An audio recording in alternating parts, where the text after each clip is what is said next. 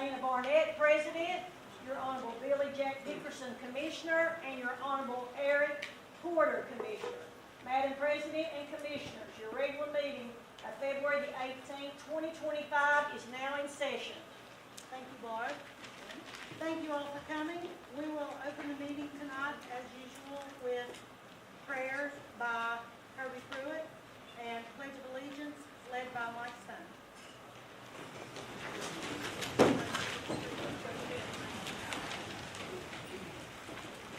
Heavenly Father, we thank you, Lord, for this day, Father, for it is a day, God, that you have made. Lord, we ask, Lord, that you would touch the minds, God, of the commissioners tonight, Father. We ask, Lord, that you would be in this place, God, and as the Scripture says, in all of our ways, Father, we acknowledge you. We'll give you the glory, we'll give you the praise, and we'll give you the honor. And we ask it all in the wonderful name of Jesus. Amen. I pledge allegiance to the flag of the United States of America and to the republic for which it stands, one nation, under God, indivisible, with liberty and justice for all.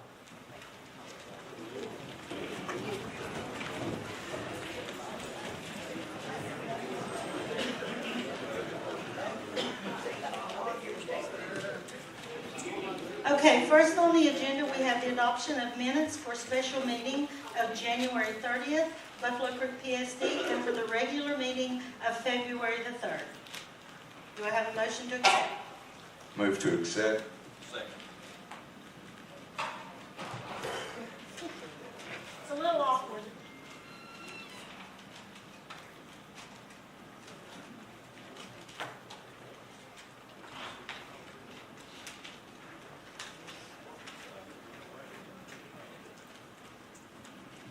Okay, next on the agenda, we have approval of opioid funds to pay the regional jail bill. Do I have a motion to approve? I'll make the motion. Second.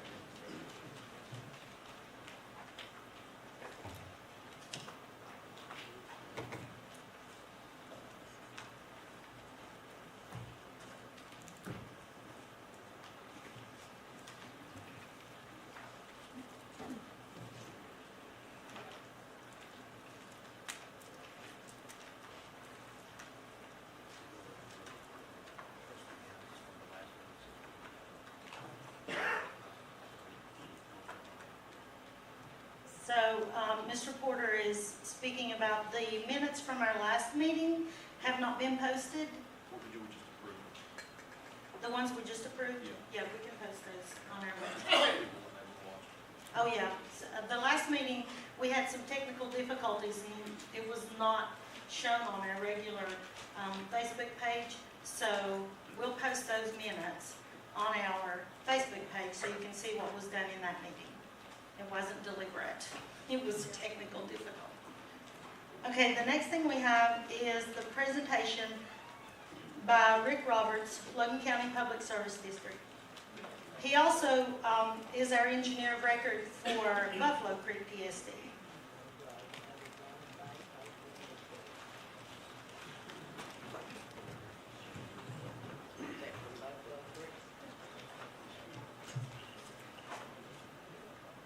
As Ms. Burnett said, I'm Rick Roberts. I'm an engineer. I worked 20 years with Logan County PSD as their manager.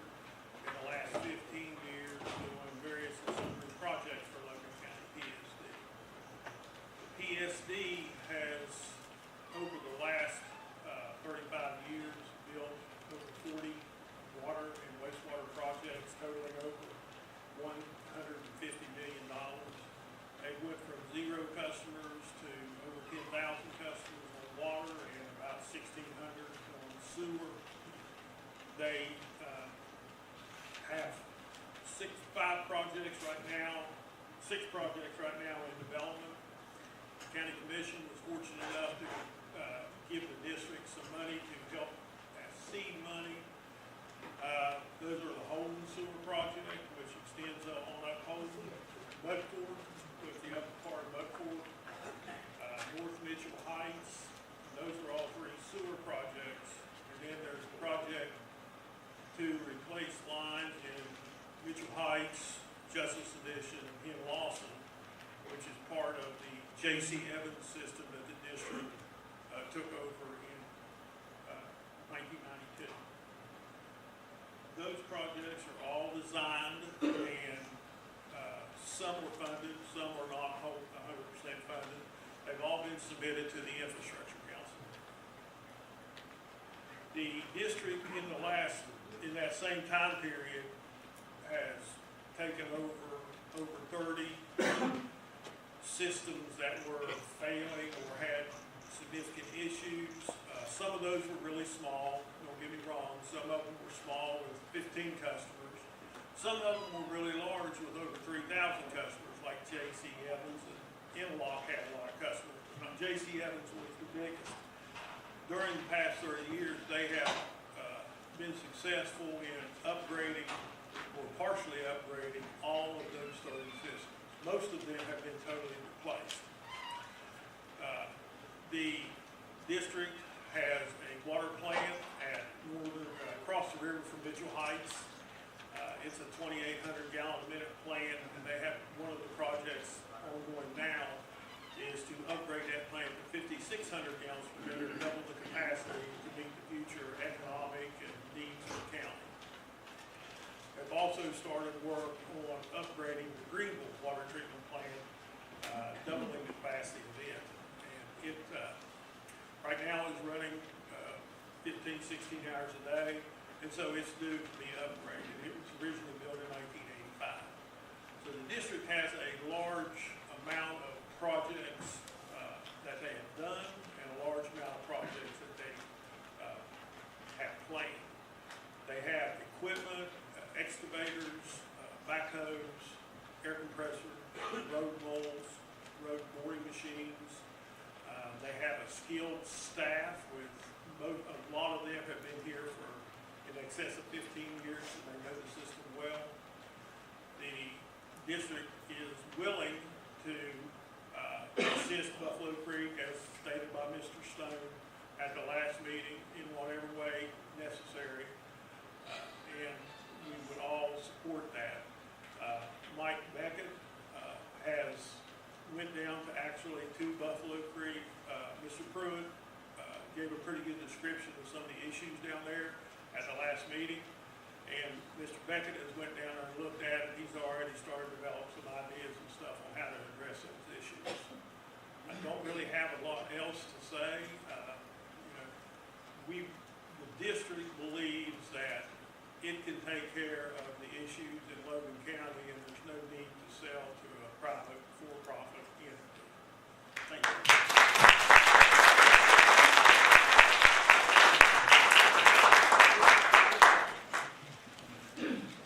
Okay, next we have the presentation by West Virginia American Water.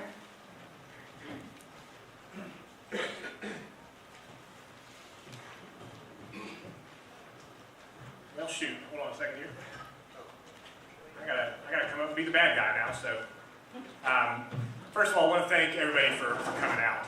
It's not great weather out, and there are probably more exciting things to do than watch these fine folks approve minutes. But you guys crushed it. That was top-notch minute approval.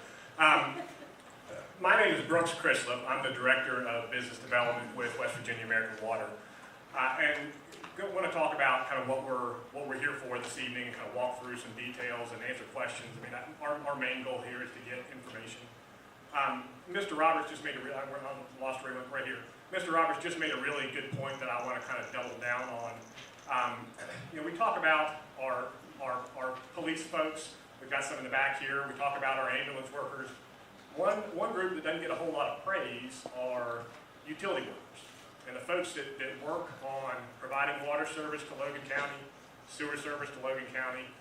They're out there fixing breaks with water all over the place in weather like this. So I just want to take a minute and recognize those folks. If anybody in the room that works for the Buffalo Creek PSD, either one, or the Logan PSD, would you mind just raising your hand or maybe standing up if you don't mind? I just want to give these folks a round of applause for their work.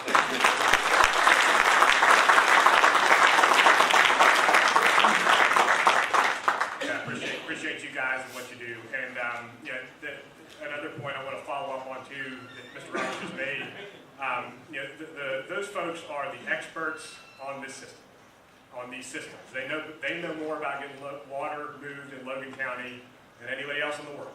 And no one's going to tell you guys or those guys any different. Those folks are the best. So I just want to kind of reiterate that fact. My job tonight is, I'm sure there's a lot of opinions, a lot of thoughts.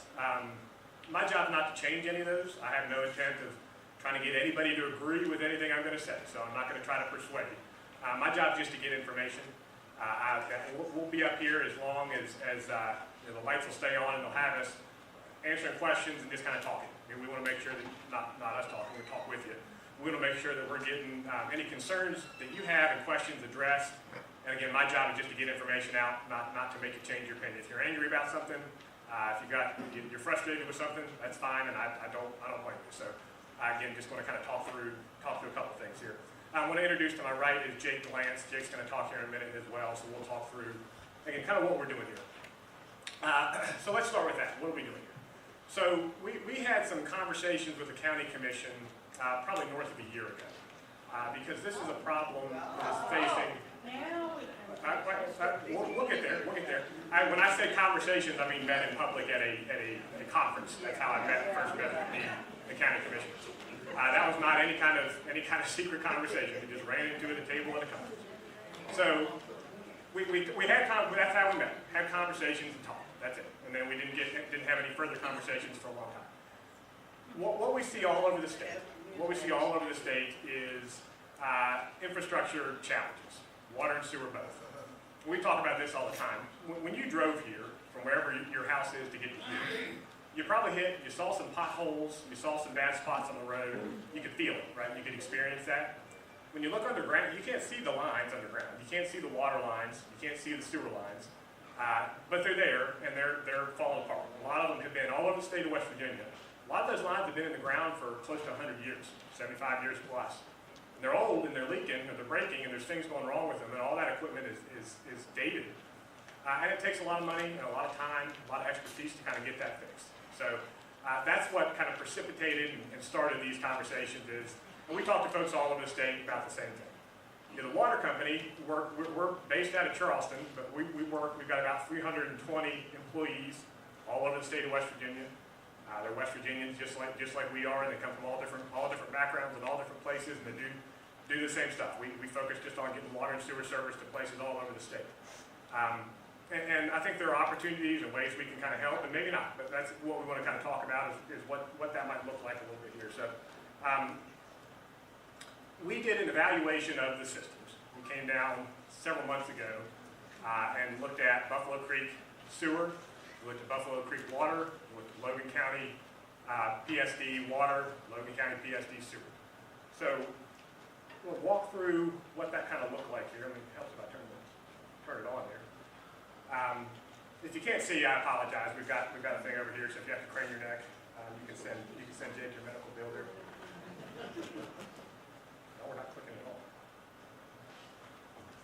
Hell's if I'm smart enough to run the equipment. You fix it.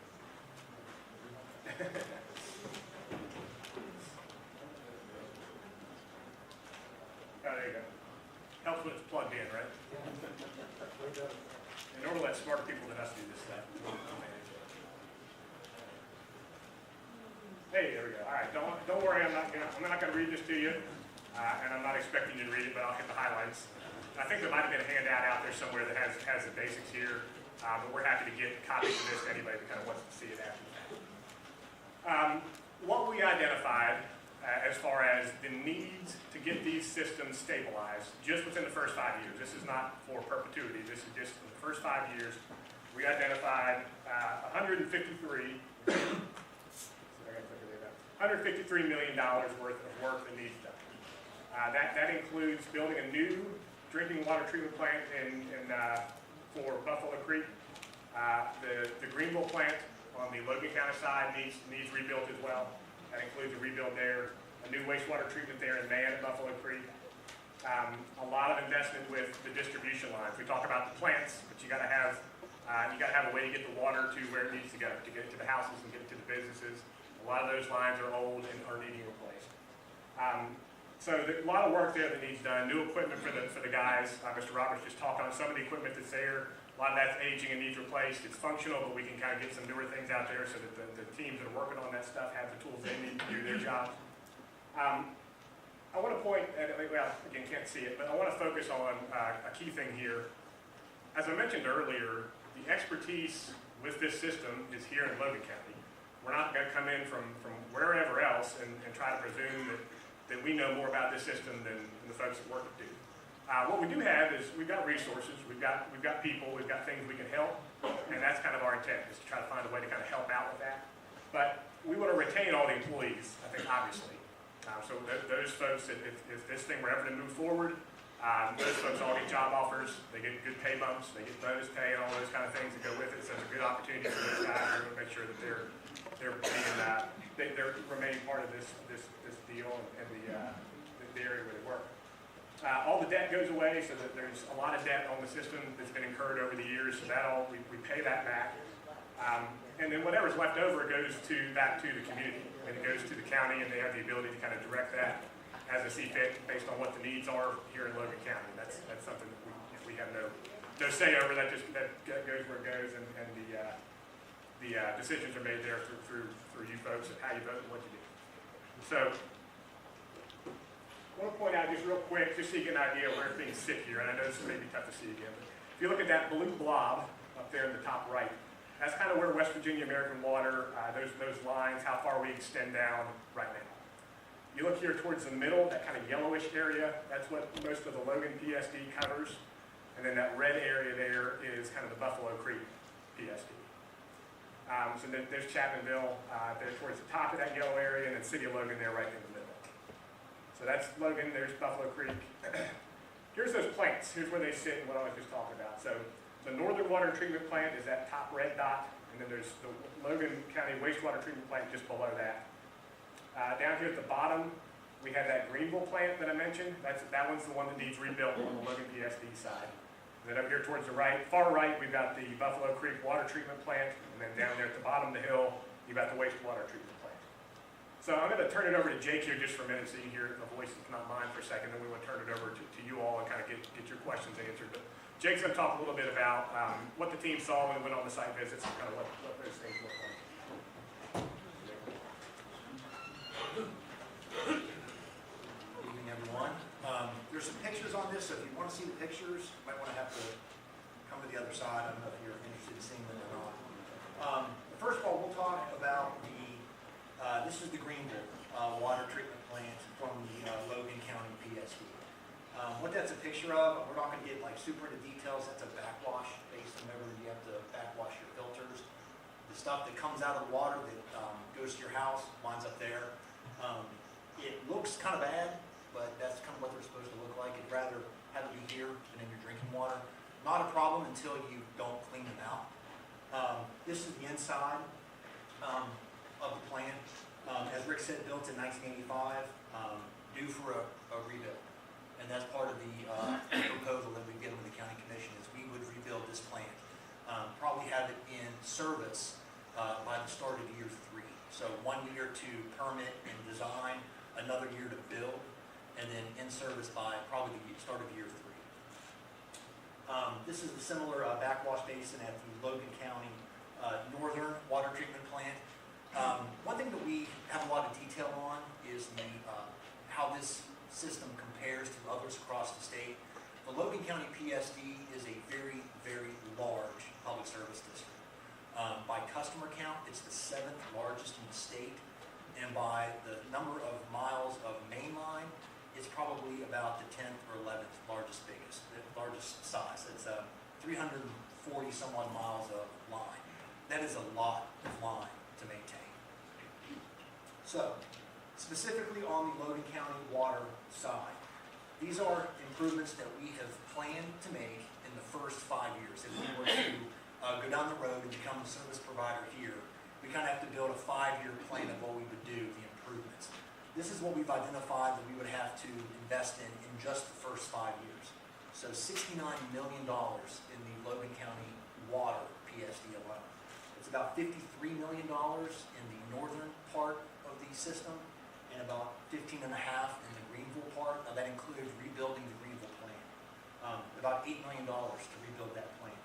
Something else that we would do right away is replace every customer's meter with a new meter, and that is a cost that would be incurred by the company. Those run about $500 a piece, but that's something that we would put in for our customers. $10 million and more in line replacement. That sounds like a big number, but when you think that there are 340 miles of main in the system, a foot of water line runs about $400.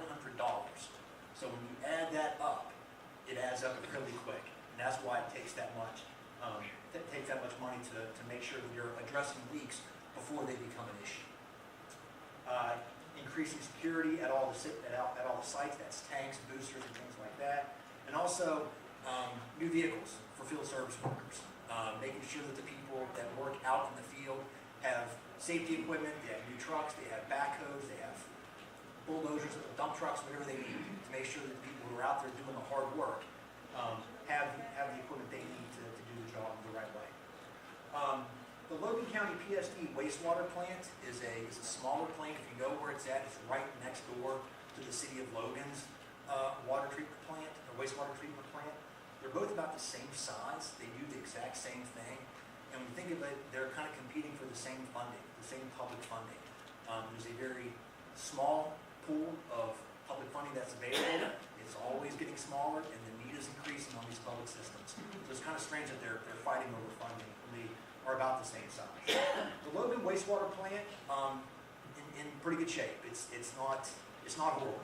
A working lab. There's some few little things that concrete that's cracking, but everybody will tell you who's ever worked at one of those plants, concrete cracks. So at this plant, about $16.5 million that we identified that we would have to do in the first 5 years. Again, replacing sewer lines before they break, increasing the efficiency of the treatment process, GPS of all the important assets, and a lot of work to reduce the possibility of overflows. What we saw in the last couple of days is a whole bunch of water going into the sewer lines, and you don't need to treat rainwater. It's just rainwater. But when rainwater goes down the drain, it mixes with sewage and goes to the plant and can quickly overwhelm the plant, which is what we saw in Buffalo Creek, where there's twice as much water coming into the plant as the plant was designed to handle. So this is the Buffalo Creek water treatment plant up in Laredo. This is another one that we would completely rebuild. That is in urgent need of rebuilding. This is a picture of, I don't know if you can see it on this side of the room, you can probably see it on that side of the room. But if you look here, that is the intake for the water treatment plant. It goes and ends about right there. This pool right here is about 10 feet deep. There's a deep pool there that it pulls out of the creek to then treat, and then it goes out in the pipes and comes to your home. This is the inside of the plant. It is, again, urgent need of being rebuilt. This was put in place right after the flood. I think it was put in service in 1975.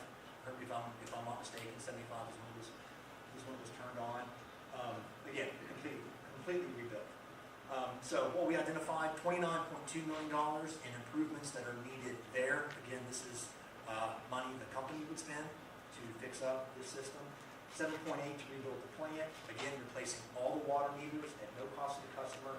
$500,000 a year to replace water lines, fixing them before they break, making sure that the fire hydrants work, that they're functioning, because that is something else that is obviously very important.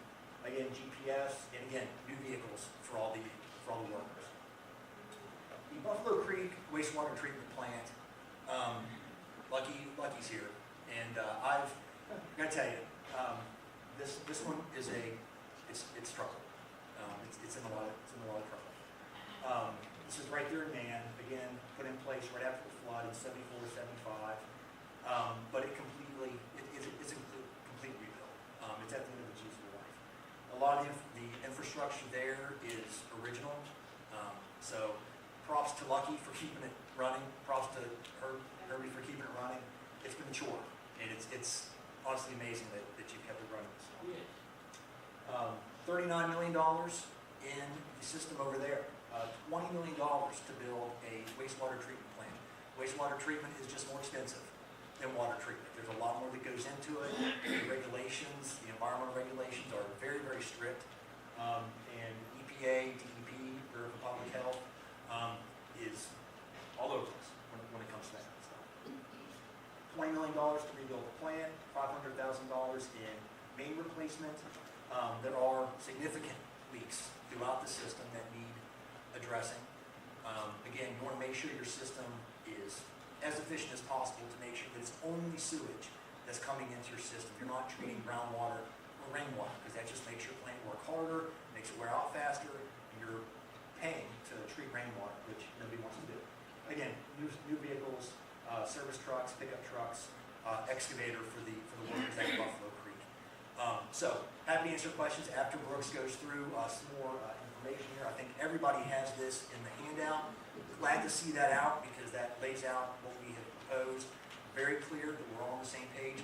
Nothing that's on that handout that you have is something that the commission also didn't see. It's the identical information that we gave to them. And that's it in a nutshell. There's not a lot else other than that that's on that sheet of paper. But Brooks will go through this offer that we've given the county commission line by line to make sure we're all on the same page with that. But again, happy to answer questions after we go through. Thanks, sir. If I figured out how to work the clicker yet, I have some time to think about it. So the total purchase offer for all systems is $81.1 million. So we'll have to do a little bit of math here, which isn't my forte, but Jake's about a foot and a half taller than me. Let me get the microphone down in my face. We'll have to do a little bit of math, but I think it's all laid out here. So there's debt on the system. So if you think about selling your house or selling your car, you got to pay off. There's a loan on it, that gets paid first, and then whatever is left goes back to you as the owner. So we estimate that after purchasing $81 million for the system, taking $45 for paying back that debt, that leaves about $35 million that goes back to Logan County. Jake just talked about the improvements over the course of the first 5 years. So this is laid out system by system. You see that total there at the bottom, $153 million. I'm kind of saying that casually. I don't mean to. $153 million is a lot of money. So you look at that bottom there in red. That's the total investment in Logan County here in the next 5 years. That's $230 million that comes into Logan County. Improves the water infrastructure, improves the sewer infrastructure, leaves $30+ million to go back to the county to be used on other things or to help make Logan County a better place to continue to live. So a couple things, and then as Jake said, we want to hear from you and answer your questions and make sure that you're getting your concerns addressed. But before we do that, if I'm sitting in the room, I've probably got two questions. One is, why can't Logan County just do this? Why can't Logan PSD just consolidate this? Mr. Roberts just laid that out. That seems easy. Why don't we just do that? And that's absolutely a possibility. However, with the amount of need here, and it is a staggering number, with the amount of need here, if those costs are borne just here in Logan County by just those customers, rates go up north of $200 per person, per month, when you combine the water and sewer. You put Buffalo Creek, Logan County together, you do all that work, the bill is going to be north of $200 a month. That's just, there's no real other way to swing that math. That is what it is. The help with the water company, with West Virginia American Water doing this work, is we have 170,000 customers all over the state. We've got one rate, so whether you're in Logan County or up in the Eastern Panhandle, up in Jefferson County, or you're in Boone County, wherever, you pay the same rate. So those costs get spread out amongst all of those customers, and those folks are helping to make sure that the work that needs done in Logan County gets done in Logan County. Now, rates still go up. Our rates are higher as a private company because we have to pay taxes, and because we do these kind of things. We kind of invest on this scale. So that does cause a difference. So my second question, if I'm sitting out here, aside from why can't Logan PSD just combine them all, my second question is, how's this impact me? What do I have to pay? What's that going to look like as a difference on my rate? So what we've proposed for the county is phasing those rates in. So it would be over the course of, I think, 3 years, Jake? 2 years, plus closing, so it'd be from today to probably closing, over 3 years. and kind of gradually getting those rates current. So there'd be a discount over the course of that time period where folks in Logan County are paying less than folks in Boone County or Kanawha County or wherever else. The impact on the rate side is going to be for Logan PSD customers at the first, a year from now, $5 to $7 a month ballpark. Now it depends on how much water you use. If you use way more than the average or way less than the average, then the impact is smaller than that. But $5 to $7 is a little bit different than having rates go up to north of 200. So again, that is something that can be done. Logan PSD could take this stuff and could say, well, you know what, we'll just do a little bit less work, keep that rate impact smaller. That could also be done too. But again, the problems are going to persist. They're going to be here. These systems are aged to the point where they are needing significant upgrades, and it's getting to be a real bad situation in a large portion of Logan County. So, last thing I'll say, and then we'll turn it over for some questions. The best part of my job, we have folks in American Water all over the country. We've got an office in New Jersey. We've got an office in Pennsylvania. We've got an office in California. We've got one in Hawaii that they won't let us visit. But we're all over the place. So we get to go, Jake and I get to get on a call with folks from all over the country, and the CEO of American Water, and the CEO, or the COO, and the CFO, and the ABC, and the 1, 2, 3, all those folks are on this call. And Jake and I get to stand there and say, the company needs to do this. American Water needs to spend this money in Logan County. Not somewhere else, not in New Jersey, not in Pennsylvania. We get to get on a call with those folks and fight for West Virginia. So that's, to me, something I'm really proud of, and something that we get to go out and say, hey, the company can help. We can do these things here in West Virginia. We can do these things in Logan County. We want to come and be a part of the community and help fix this infrastructure. So that's something we're really proud of that we have the opportunity to do. But, I want to take a break and make sure that do we have, is there a list? Is there a sign-up list, or how do you want to? Before we do that, I wanted to allow the EMS director to give us all a little update on the flood situation. Sure. It's not on the agenda, but I thought you might want to know what's going on. So at this time, if it's okay with you guys, I'd like to have Roger come up and give everybody a little update on the flood situation. We'll sit for a minute.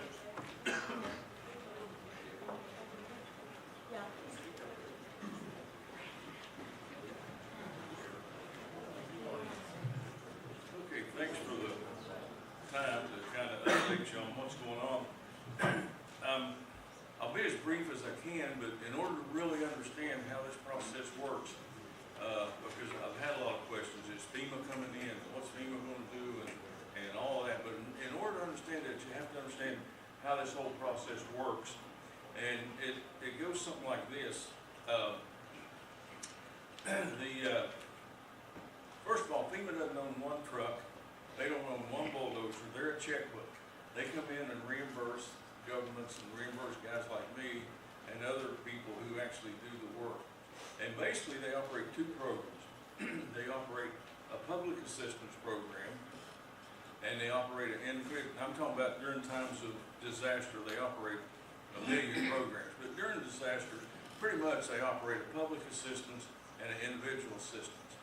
And the public assistance side is for groups like governments and PSDs and other public agencies to make application for their losses. And then the individual side is individual homeowners, the damages that they have. Both of those have to meet what's called a threshold. And the tricky part is, FEMA won't tell you what the threshold is, because it changes with different administrations and as to what that is. But I can tell you that it's millions. In order to qualify for a presidential declaration, which is what opens up the checkbook and makes things available to homeowners and to people who have suffered losses in a flood, in order for that to happen, you have to meet both those thresholds. And as we know, all emergencies start and end locally, and so what we try to do is we try to stay with the process, because all of FEMA's rules has to be adhered to in order to be eligible for any kind of assistance, not just during the not just during this flood, but all of FEMA's rules, the flood zoning rules and everything, in order to be eligible, has to be met. And we have to follow those. And one of the big things that we'll be looking at now, because we are entering the recovery phase of the disaster, is debris management. And I've had a lot of questions about that. And we've done that a number of ways over the years in Logan County. And the process that we've decided on that works best for everybody concerned is because all of our trash or debris ends up with waste management. So we've worked an arrangement with waste management where we issue a voucher. And the reason we have to have the voucher is because, like I said, FEMA's a stickler. Everything has to be documented. There has to be a load ticket. There has to be documented that it's eligible debris. All of those hoops have to be jumped through and met before they will reimburse anybody for anything, okay? FEMA's big on flood insurance. They want you to have flood insurance that covers these kind of losses. And they're gonna push everything they can, and I'm not bad about FEMA, don't get me wrong, because I don't know where we'd be without it. But they wanna push everything into your flood insurance, and that's why they push it so hard. So every T has to be crossed, every I has to be dotted, and there has to be good documentation on whatever process that we actually start on. And we're in that process now, and it's listed on our website. Like I said, I want to be as brief as I can. It's much more complicated than what I'm presenting here tonight. And I'll be glad to answer any questions that you have after the meeting, or because I don't want to take up these gentlemen's time with emergency management. But feel free to either call the office or call me on my cell phone, whatever, or I can answer any questions that you have after the meeting. And that's kind of the Reader's Digest version as to how the process works and where we're going to be going. Now, for those of you who do have debris, I have applied to the National Guard for what we call a dump team, and the dump team can actually do curbside pickup. They cannot come on your property because that's something else that's not allowed.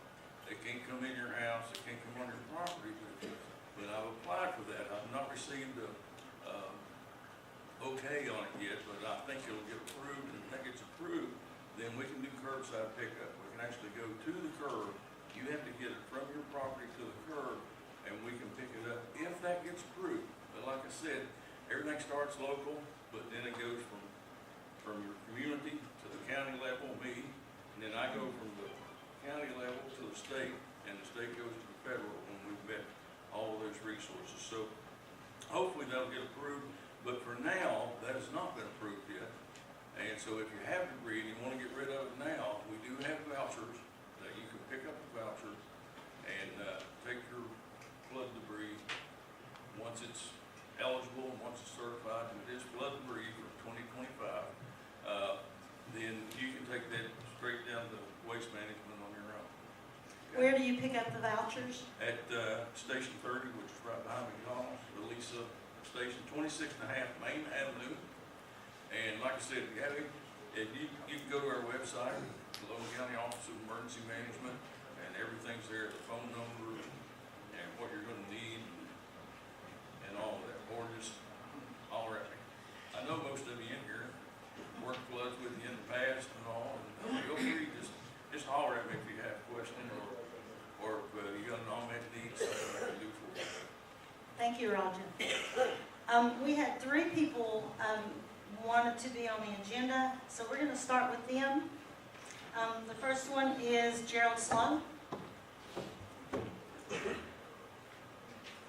Now, did we decide we're going to take the microphone to them, or? You want to go up there? Greg, go up there.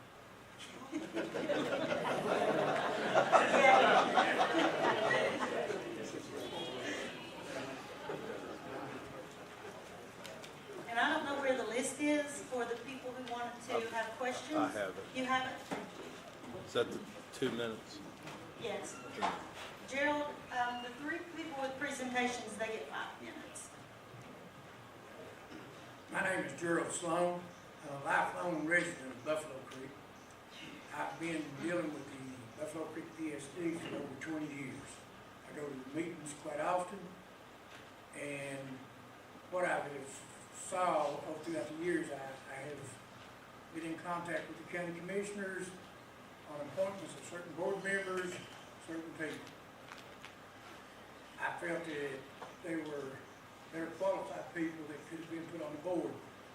When you, as a member of Buffalo Creek, and the reason I wanted to be on here on an action item today was the board has already submitted a letter to the county commission saying that they no longer can do anything.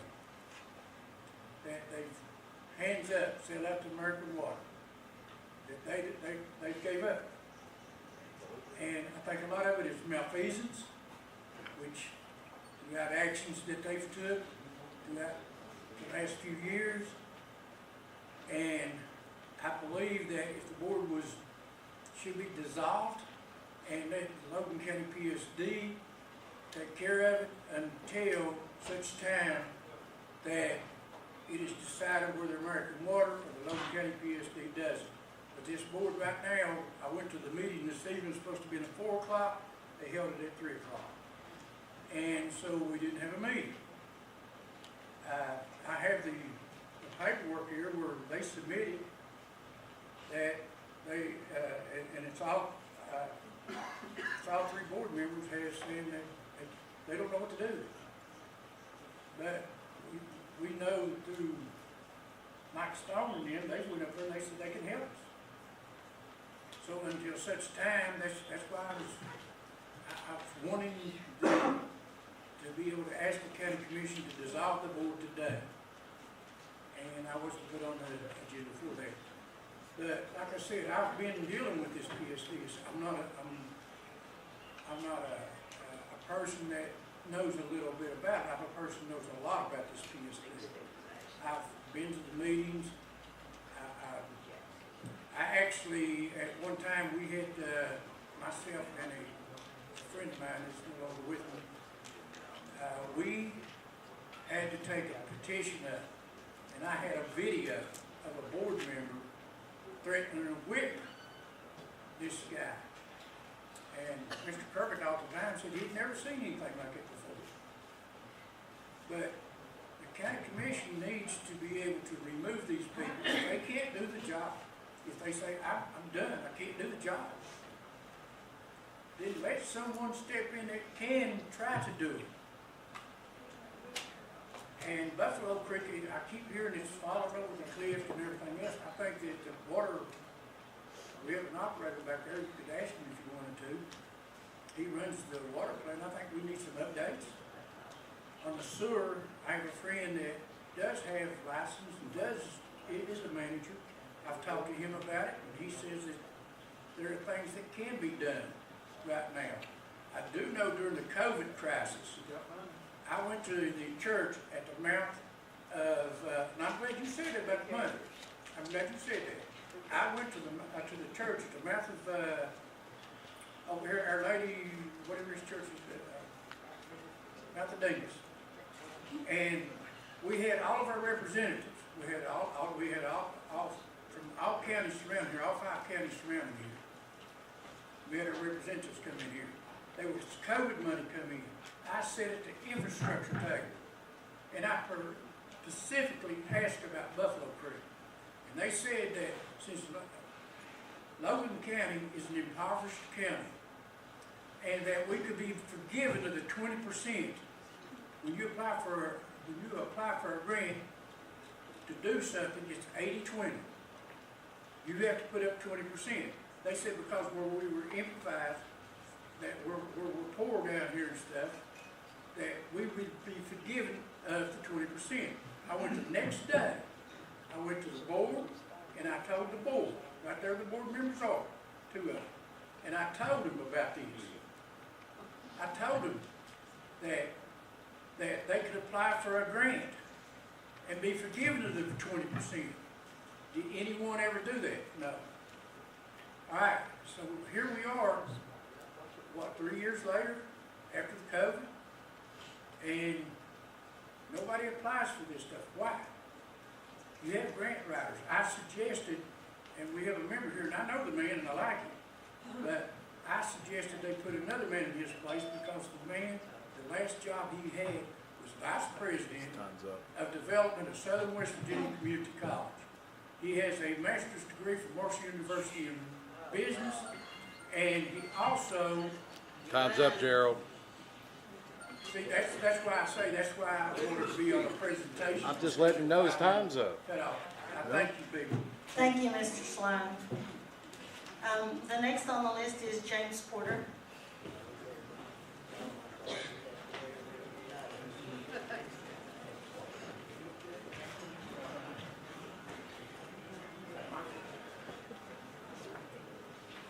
Hello everyone, my name is James Porter. I'm an employee of Logan County Commission. I'm not here representing the Logan County Commission, representing myself and also representing my fellow local counties. Speak in that mic a little bit. I want to thank you guys from American Water coming in. I'm also an American Water customer. I had a leak there once and it was adjusted accordingly by American Water. They are a good company to do the job. One of the things that Mr. Sloan stated that we were supposed to be on the agenda for public presentation. The presentation I wanted to make was to start the petition to dissolve Buffalo Creek PSD per their letter dated January 22nd. Also, another petition to require Logan County PSD to enlarge and merge Buffalo Creek. You have to have two petitions. 25% of the voters. West Virginia Code 16-13A-2. Or the county commission can do it directly. They can merge directly. I didn't see anything about selling it, but I'm not going to dispute that. I'm not a lawyer to do that. But I did also hear that right now, there's 340 miles of lines that currently Logan County PSD is operating currently today. They have 17,000 customers, Logan County PSD. Buffalo Creek has 1,600. Logan County PSD is in 5 counties, if you don't know that. They go to Big Ugly. Wyoming County, they go to Cyclone. Lincoln County, down to 13 Mile. Mingo County to Verber. Also off Logan County PSD. So they are a large system, as the gentleman here said, from American Water. So we're at the end of this now. I'm assuming the county commission may put this on the agenda at the next meeting to decide. I don't know what they're going to do, but I urge them to follow the suggestion of Mr. Roberts. Give both county PSD a chance. Let's see what they can do. Give them a few years. I will be the first to stand up right here again and say we need to hand it over to American Water. Let's give Logan County PSD a chance.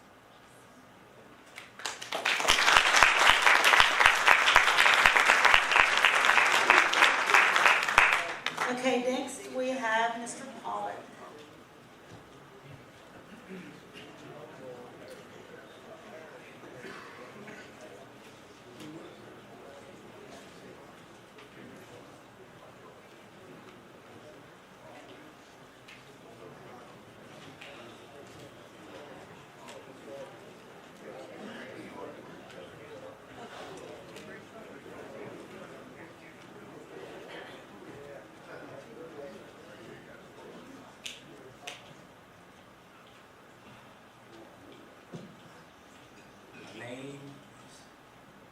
Reverend Michael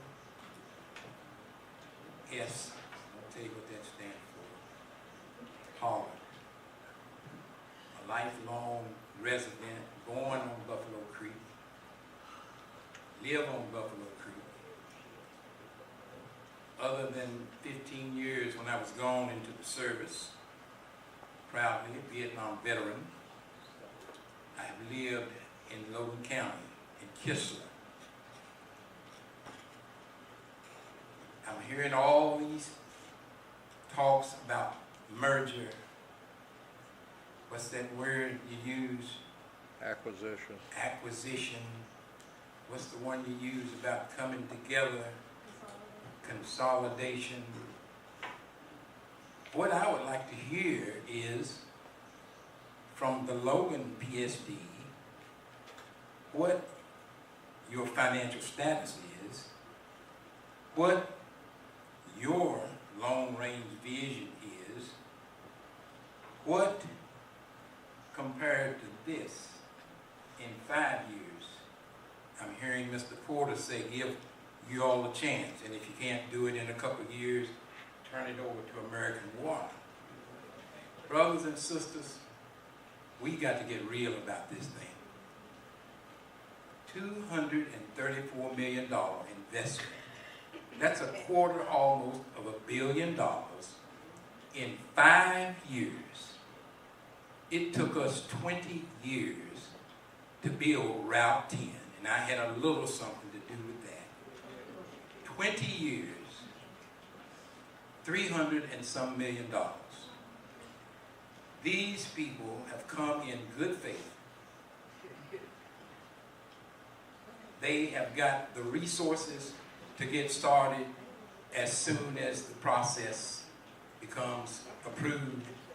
Why do we want to dilly-dally around when we've got a gift horse that we're looking in the mouth? We've got sewer spewing in the river coming y'all's way even as we speak. We don't have time to experiment. And like I said, all kudos to the Logan PSD. But I haven't heard, what's your financial status? Do you have $10 million in the bank? Do you have $1 million in the bank? What is your vision? What is your plan? All we've heard is, yeah, we'll take them. Take us where? And do what? Brothers and sisters, we've got to get to work straightening out our water, our sewer, because we're not doing it for ourselves. We're doing it for our children, our grandchildren. And when our treatment plant goes down, people have focused on the wrong thing. Well, the rates is going to go up. The man just said $7. We better quit worrying about what happens when the rate goes up. We better start worrying about what's going to happen when our treatment plants go down. And they are in the process of doing it even as we speak. Politics, pride, power, I don't know what's behind a lot of what's being said and done. But these folks remind me of the Good Samaritan in the Bible. The man was dying like our sewer systems are dying. 2 people came along, looked at him, went their own way.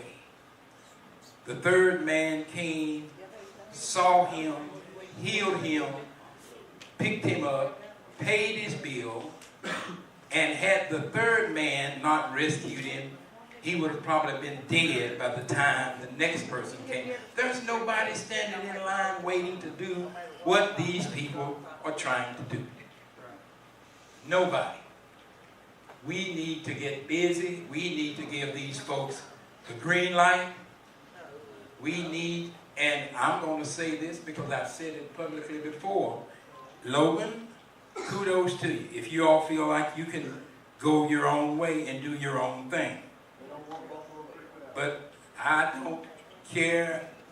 Philadelphia, we sent that letter, and to correct Mr. Sloan, who I've worked with on projects before, the letter that was written by the Buffalo Creek Board was not a letter of surrender, it was a letter of solidarity. Thank you, Mr. Pollard. Thank I think you. your time is up. Thank you. Okay, Aaron, Yeah. I think you're the man. Yeah. Well,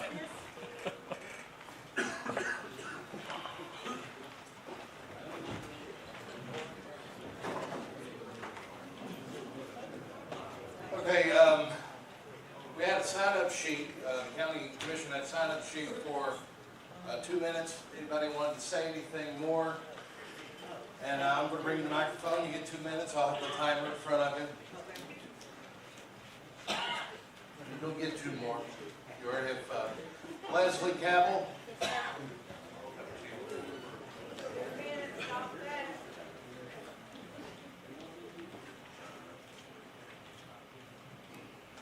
What I want to bring to your attention, American Water, the first thing that you gave us, this does not talk about the cicada system that you all actually run as the cyber interface to all of these people, and you're not even giving them a consent of what those biosensors can do to them and what it does to their data, and where is the data housed, and how many vendors you have through the NGOs that you sell to for different universities to study their genomes and their DNA, and how many times that you have been hit with a cyber attack.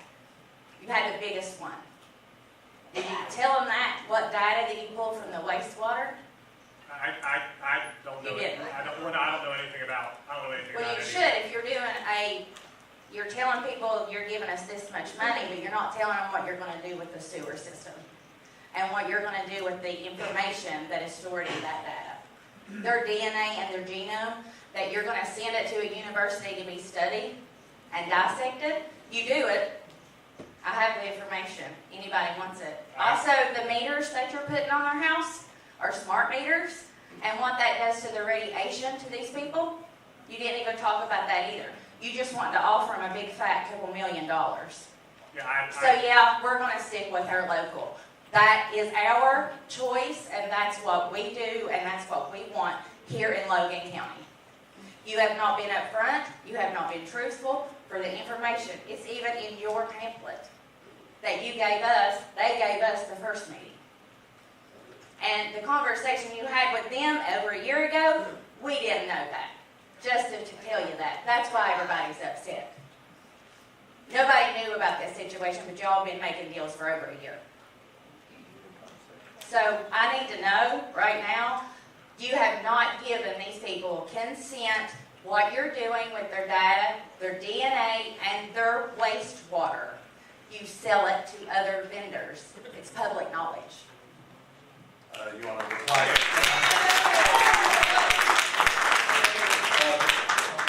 Mr. Kissel, will you reply to her assertions on the SCADA program? Yeah, I'll try. I'm not going to be able to give a real good answer. That's from lack of knowledge on my part. I have nothing to hide. If I had something to tell you, I would. I'll tell you a couple things. The SCADA systems, which monitor things like tanks remotely, we don't have the ability to monitor what's going on at your household or do anything with the data per se. Well, I have no expertise on that. That's not something I have any knowledge on at all. I'm not trying to be The chips do that. to skirt it. I just don't have any knowledge of any of that. Just like AEP does it. Well, yeah, we're in the business of providing water and sewer service, and I can't answer. So I apologize. I don't have any further information on any of that. So, nothing. I'm sorry. I can look and we can try to get some additional information for you. But you're offering that, so you should Well, let's have go that. on to our next commenter we have on here, Jimmy Atkins. We'll go all the way over there.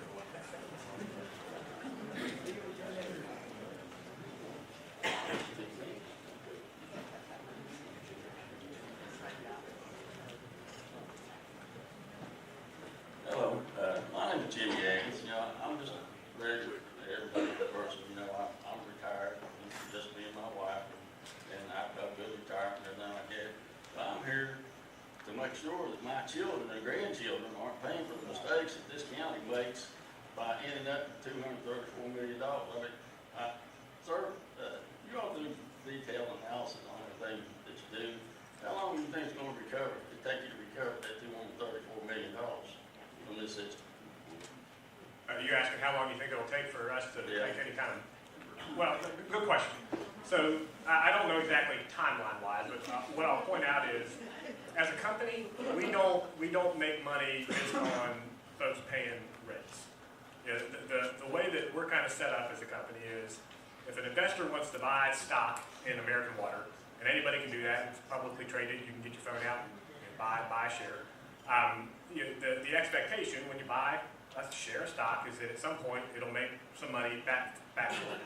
So all those folks that buy that, wherever it comes from, that's the money that goes into funding these new things, building new plants, building new lines, replacing all that.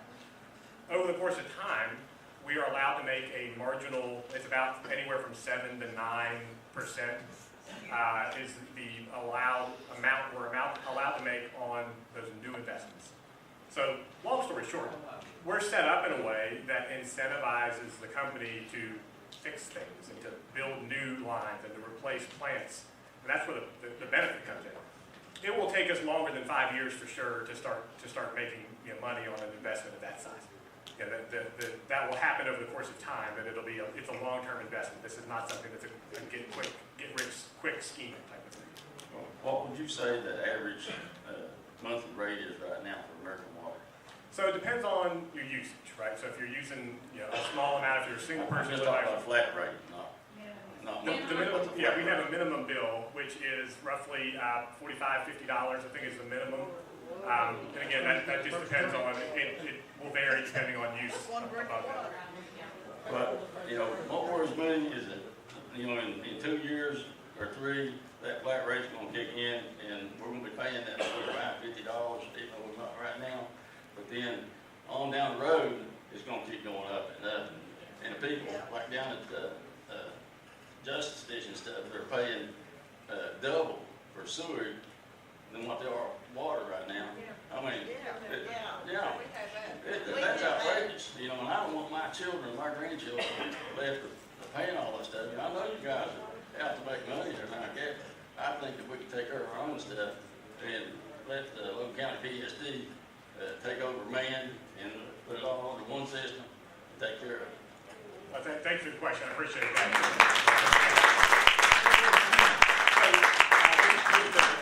One thing to kind of follow up there with y'all, and I think everyone in the room will agree on this one point anyway. Nobody wants to pay more for anything, particularly water. If I turn my tap on, water comes out. I don't want to turn my tap on 6 months or a year from now. Water still comes out, but now it costs more, right? We're all in the same boat there. I don't want to pay more for milk. I don't pay more for eggs. I don't pay more for my cell phone bill. All those things. The challenge is, though, that because of the amount of need, and it's significant, there's $150 million worth of improvements that are needed here in Logan County. Those rates are going to have to increase regardless of whether it's on behalf of West Virginia American Water, whether it's Logan PSD or Buffalo Creek or whatever else. Rates have to go up to pay for that. That's just how there's really no way around that part of it. So I certainly understand where you're coming from on that point. But I'll tell you one more thing too. Yes, sir. 2 or 3 years ago, I got a letter from Logan County PSD saying that they're going to raise my rates. I know it's $2.53 to help pay for the water line, new water line on Hut Creek. And I didn't go down there and pitch steel on their fight. I accepted. I said, them people need water. Hey, a couple of dollars from them hardly. Go ahead and pay. And I think we could do that here, and get things worked out ourselves.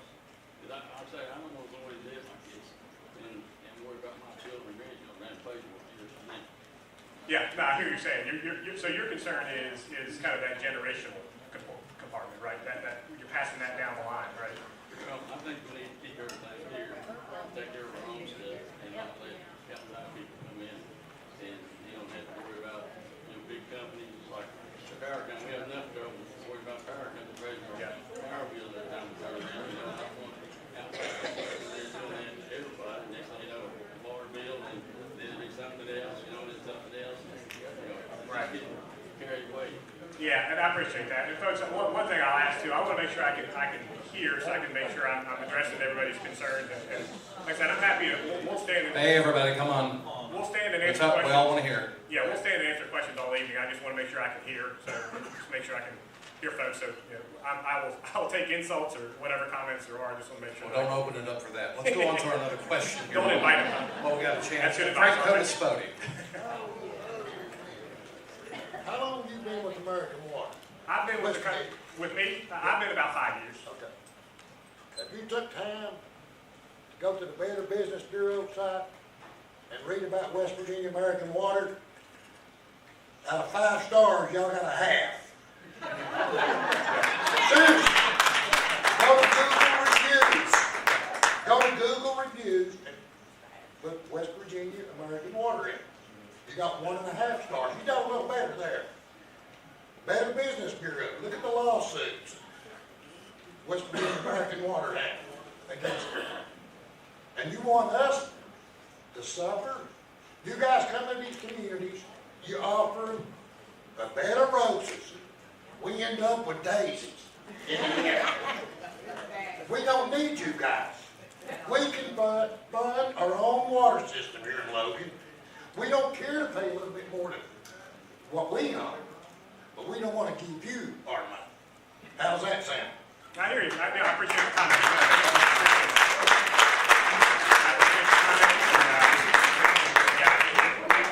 We're in the utility business, and it is something that folks are not fond of. I don't like paying more for my power bill. I don't like paying more for my internet bill. I don't like paying. I'm a West Virginia American Water customer, and I don't like paying more. I understand what you're saying, sure. If I'd had time, if I'd known we could have brought slides, I'd have brought my slides. From the Better Business Bureau and everybody else. If I didn't know that, I'd have brought me some slides. Yeah. I bet you'd have done a good presentation. I'm getting the vibe you'd have done a nice presentation. I'm just letting you know. Yes, sir. You guys are sorry. All right, we got another comment back here from Patty Justice. I'm like everybody else in the room. I'm worried about what my water bill is going to be.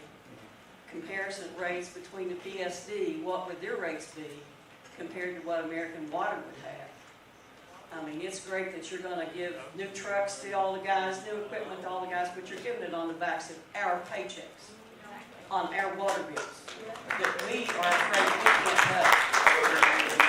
Well, I'll point out a couple things here.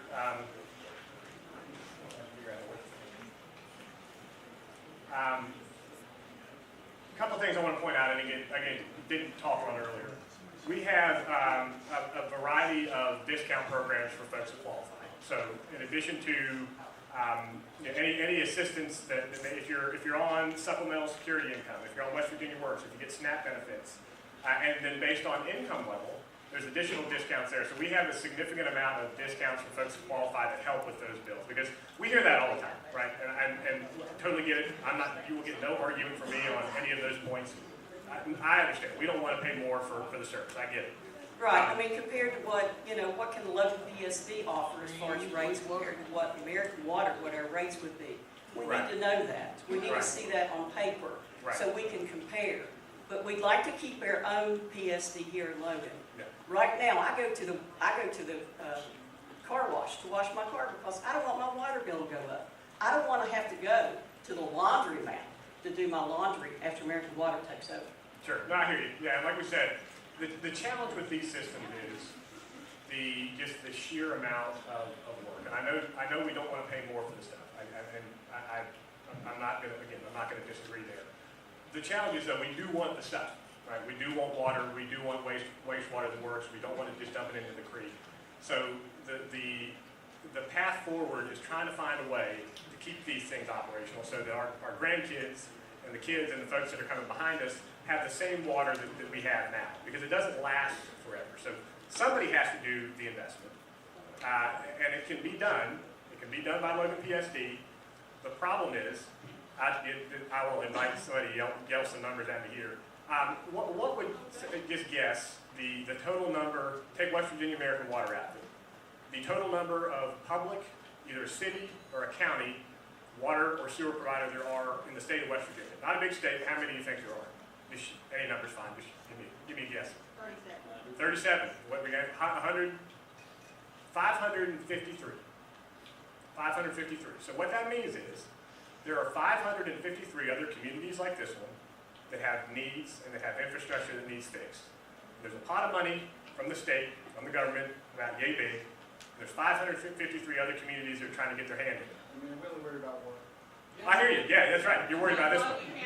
Yeah, I hear you. You're right. But We'll the just problem take is, it from their nonprofits that they all have. well, yeah, right. And they need to cough up that money. The problem is there's not enough money in that pot for all of those systems. So they're gonna get Band-Aid fixes here and Band-Aid fixes there, and you're gonna have problems like you're gonna have in Mingo. Mingo PSD's been out of water for 2 weeks. Bad shape, Yeah, probably. why do y'all wanna buy it? What's that? If it's in such bad shape, why do you wanna buy it? Because it's a gold one. Yep. Okay. It- Then you want the Yeah, diamond. it's- Yeah. I mean, like I said, I'm born and raised in West Virginia. Jake here's born and raised in West Virginia. You know, we are feeling the same things y'all are feeling, dealing with the same things y'all are dealing. Now, I'm not going to ask you. You guys don't know me. You've known me for how many minutes I've been up here talking. I'm not going to ask you to trust me. I'm not going to tell you that just take my word for it, because you don't know me from Adam. But I'll tell you why, and that's kind of the heart of the matter, is, you know, why do we want to do this? It's a business. I'm not going to lie. I'm not going to be like, oh, we're all just great-hearted folks. It's a business, and the businesses try to make money. That's what they do. However, there is a why that's beyond that, and that's what I kind of referenced earlier. To me, this matters. Logan County matters. And that's what I mentioned it earlier. What I love about my job is I can go fight for places with a big corporation. I get to get on the phone with the CEO and say, this is a place that we can help, and it's worth it. And it's worth it. This community matters. This community matters. So we're fighting for this community. Well, how'd you hear about it? How- What brought it to your attention about this? About, Wanting to sell and all this? well, there's no one to sell. I mean, we talk to folks all over the state. We talk to communities, we talk to cities all over the state, all the time. That's just what we do. And if there's an opportunity to help, and if there's something that makes sense, we're all for it. But Is this investment you all are gonna put in, is that the investment that has to be made today for us to keep operating? is the question, is that what needs spent on the system to keep it operating? Right. Yes. Does the county have to spend that amount of money to keep operating? Somebody has to spend. If you can spend whatever amount you want, right? So No, I'm talking about the function. Yeah. To function correctly. Yeah. As you all are going to come in and put that kind of money in, right. right? There are 5 plants on the 2 systems. 3 of them need rebuilt by summer. Doesn't matter if it's us, doesn't matter if it's Logan PSD, doesn't matter if it's Buffalo Creek. 3 plants need rebuilt by somebody. That is what it is. And that's something that the bare minimum those are going to have. Is that going to be the bare minimum for the county? Yes. I'm asking the county, is Yeah. that going to be the bare minimum for us? I think Mr. Roberts would be best to answer that for us, because we have the same question. We don't have a number, nobody's given us a number as to what it's gonna cost us if we don't sell Western American Water. How much is it gonna cost us to fix it? How are we gonna fix it? Give me a timeline, give me some numbers, and how much are we gonna have to raise the bid? Yeah, how's it So going, we got how's it 2 going? options, so we don't have the information we need from the other option yet. Mr. Roberts, can you help us with that? So that means this is not a done deal? Absolutely.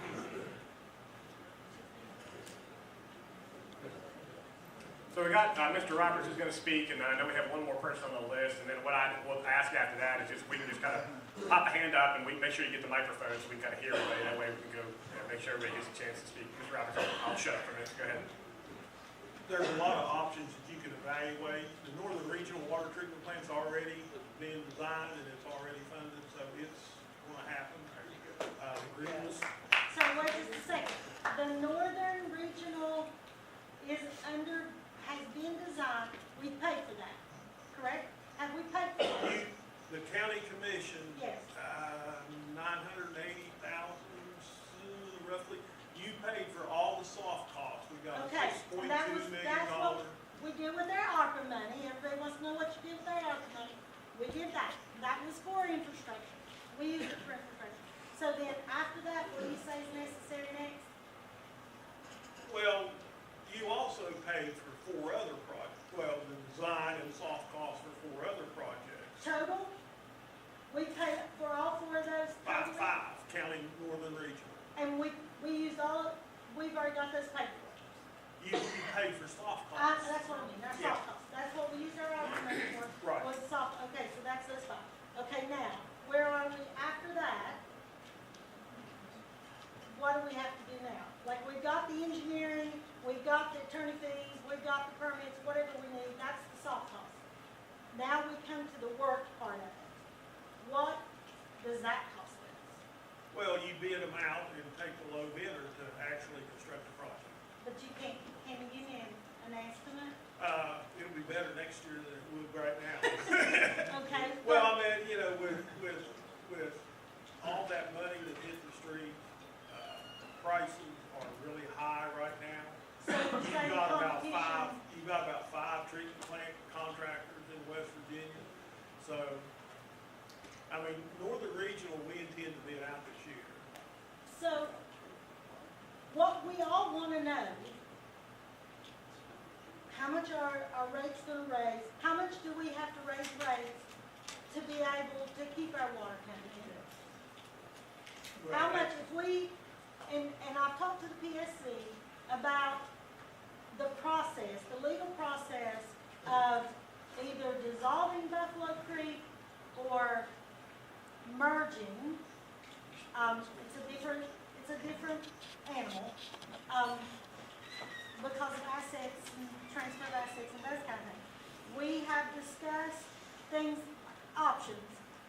Do we create, right now we have a board of 3 on Logan County PSD. We have a board of 3, Buffalo Creek PSD. When we merge the two, do we have a board of 5? Do we have that ability? There's so many questions. It's how you do it.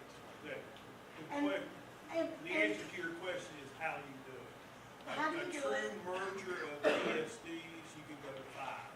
Okay. If you dissolve Buffalo Creek and enlarge Logan County, I would argue, subject to some legal guy telling me better, that you only needed 3 members. We can only have 3, maybe? Well, I just thought, 2 heads are better than 1. I thought if we had an engineer on the board, an accountant on the board, things like that could help us navigate through this transition. So, I think what we need to do is we need a plan, like American Water has a plan. They present us with their plan, 5 years. I think we need a 5-year plan from Logan County PSD, and what's that look like? Like, how much water, how much money is it gonna take for us to make that transition? And it may take us 10 years, not 5, but I know our water bills and our sewer bills gonna have to go up, and I just need to know how much. It's gonna go up anyway, even if you don't. Right, and I wanna know, in comparison to the 2 options, which one's the best? Like, we wanna know, I don't wanna just say, no, we're not gonna use American Water, we're just gonna stick with Logan, and then all of a sudden, it's got a triple, or it's got a quadruple, but we need to know. We need to know. But it's gonna do that with these. No, they have given us a 5-year plan with numbers, right? But I don't have it's one. going to go up with them too. Right. Anyway, in 10 years or whatever.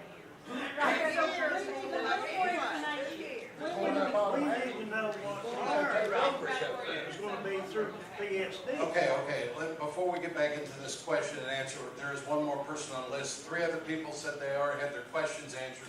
We have David Fry. You can step down. Well, of course. What? Yeah, and I'll yeah, well, guys, I'm happy to, just to keep it orderly, again, just added being able to hear everybody, so I don't want to be disrespectful and not answer one person, but if you just raise your hand, Aaron, if you don't mind taking the microphone as the hands come up, and we'll just do one at a time, if that's okay with I everybody. have one right here. He just Yes, raised sir. his hand. Yes, my name is Eddie Atkins. I'm a lifelong resident of Buffalo Creek. I want to tell you a few things a lot of people don't know. As of last fall, we were down in the water system. They were having to turn the pumps down because we had so much water to feed the water plant. You can ask our general manager. We were on dire straits. We don't have no wells ready to go. Water and sewage is our lifeline. And at the present time, the county don't have the money to jump in here and save us. Amen. So what I'm trying to say is, listen, I know a lot of people are against American water, but we in the man area, we're in dire straits. And we're asking the county commission to look at our situation other than the Logan PSD situation.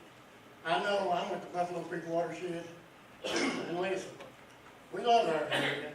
There is homes that could be connected to this sewer plant, that if they build a new sewer plant, they could add these new homes to it, because at the present time, and I'm gonna say this, and I know everyone's gonna talk about it, we have so much infiltration of surface water getting in our sewer system that it's only capable of handling 750,000 gallons a day. And it's over millions of gallons of water per year. We are in dire straits. We can't sit around and yell here about next week or next month. County, we're asking for your help. We know that you can't get this infrastructure money tomorrow, but I'm sure that American Water can get in here and keep us going. This is our lifeline, people. We have schools and businesses, and I know it's going to cost a little extra money. I know that. But I'm just making a statement that we need help. And we need it soon. We don't need it tomorrow. We need it now. And that's all I have to say. I'm sorry if anybody's mad at me, but listen. No, I appreciate it. And listen, regardless of where you stand on the issue, and I get that most folks aren't in favor of it, and that's okay. I'm not trying to change minds necessarily, just want to get information out. Well, one of the recurring themes that we're hearing from everybody is something needs done, right? And it's a matter of where does that something come from? And, yes, sir. Hold on a second. I do have the final silent comment here. Okay. So the question was, why don't we just buy Buffalo? All right, everybody, hold on. It's all right. I just want to make sure we're here. So your question was, why don't we just buy Buffalo? We could do that, but here's the problem, and here's how it's going to negatively impact folks from Buffalo. Buffalo Creek has a significant amount of need, just like Logan PSD does. However, the customer base is way smaller. So the rate impact there is going to be much more significant if we do that. But the ability to work with Logan County as a whole, and you can spread those costs out amongst Logan County in addition to the full customer base, that makes it a better situation for the entirety of the county as opposed to a real bad situation for just Buffalo Creek. Well, they want to sell, we don't want to sell. Right.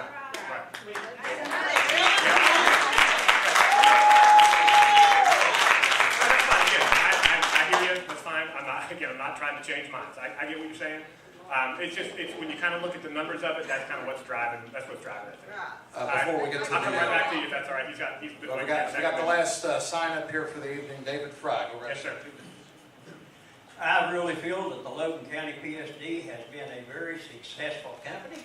They have served this county very, very well, and I believe they are capable of taking over the Buffalo Creek. They have the people and resources to take it over and run it properly and get it set up. And if I feel that Western American Water has to see a very, very valuable income by purchasing the Logan County PSD. And I think by that, if that money should stay in Logan County and keep the employees in Logan County for the Logan County PSD. Yes, appreciate it. Yeah, and again, you're going to come right back here. The challenge is, where's the money going to come from? Where's it come from? And if Logan PSD does the work themselves and rebuilds these plants, the average water bill is $89. The average sewer bill is $141 for every customer. That's if Logan PSD does it themselves. Now that can be done. I'm not going to tell you that can't be done. But that's just the math of it and kind of how that plays out. Somebody's got to do the work. And again, the benefit and the help on our end is we can do that work, but it's going to have less impact for all customers. So that's If you don't know how much your own bills are, how can you say what Well, our bills will be? Well, that's it, Well, hold on. because even our own county commissioners are saying they don't know these answers. But you're coming up with a number here, and you all been involved in this way longer than any of us knew. So you walked into a bad situation right there, because we were not told. Now, there's a reason that this was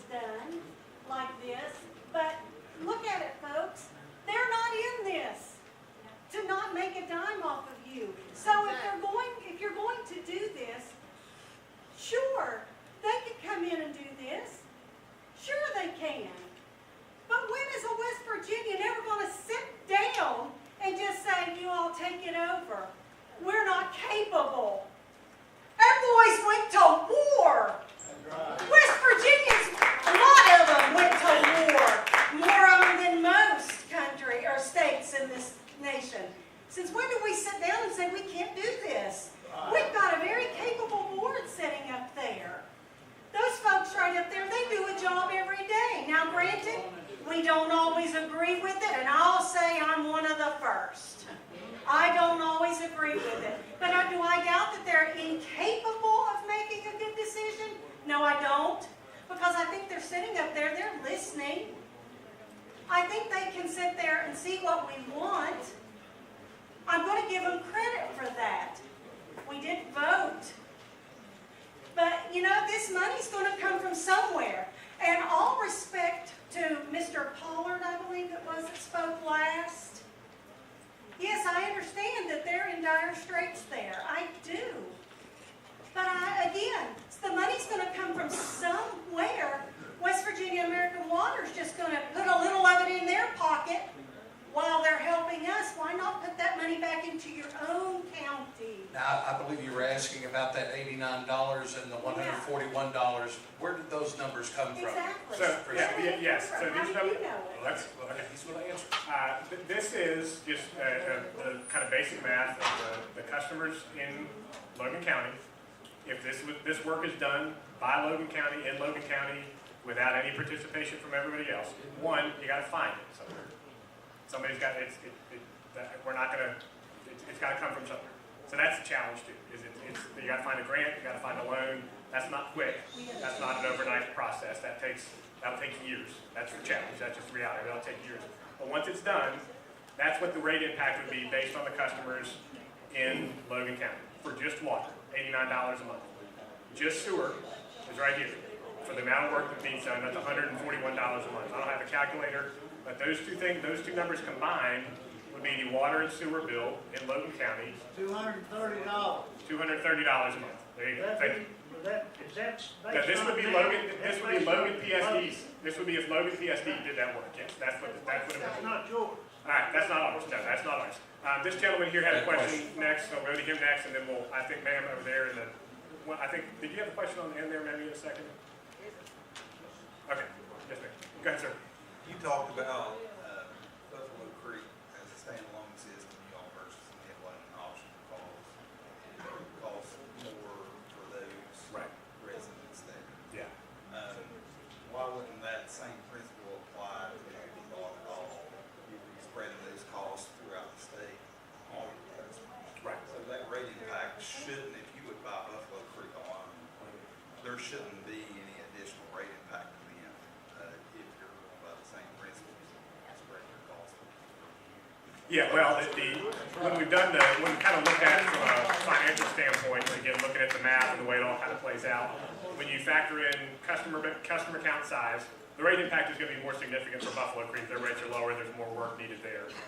The challenge is it doesn't really make sense. You know, it is a business, and you kind of look at the financial side of things, and it doesn't make sense just holistically to look at just kind of the one problem without looking at the other problem.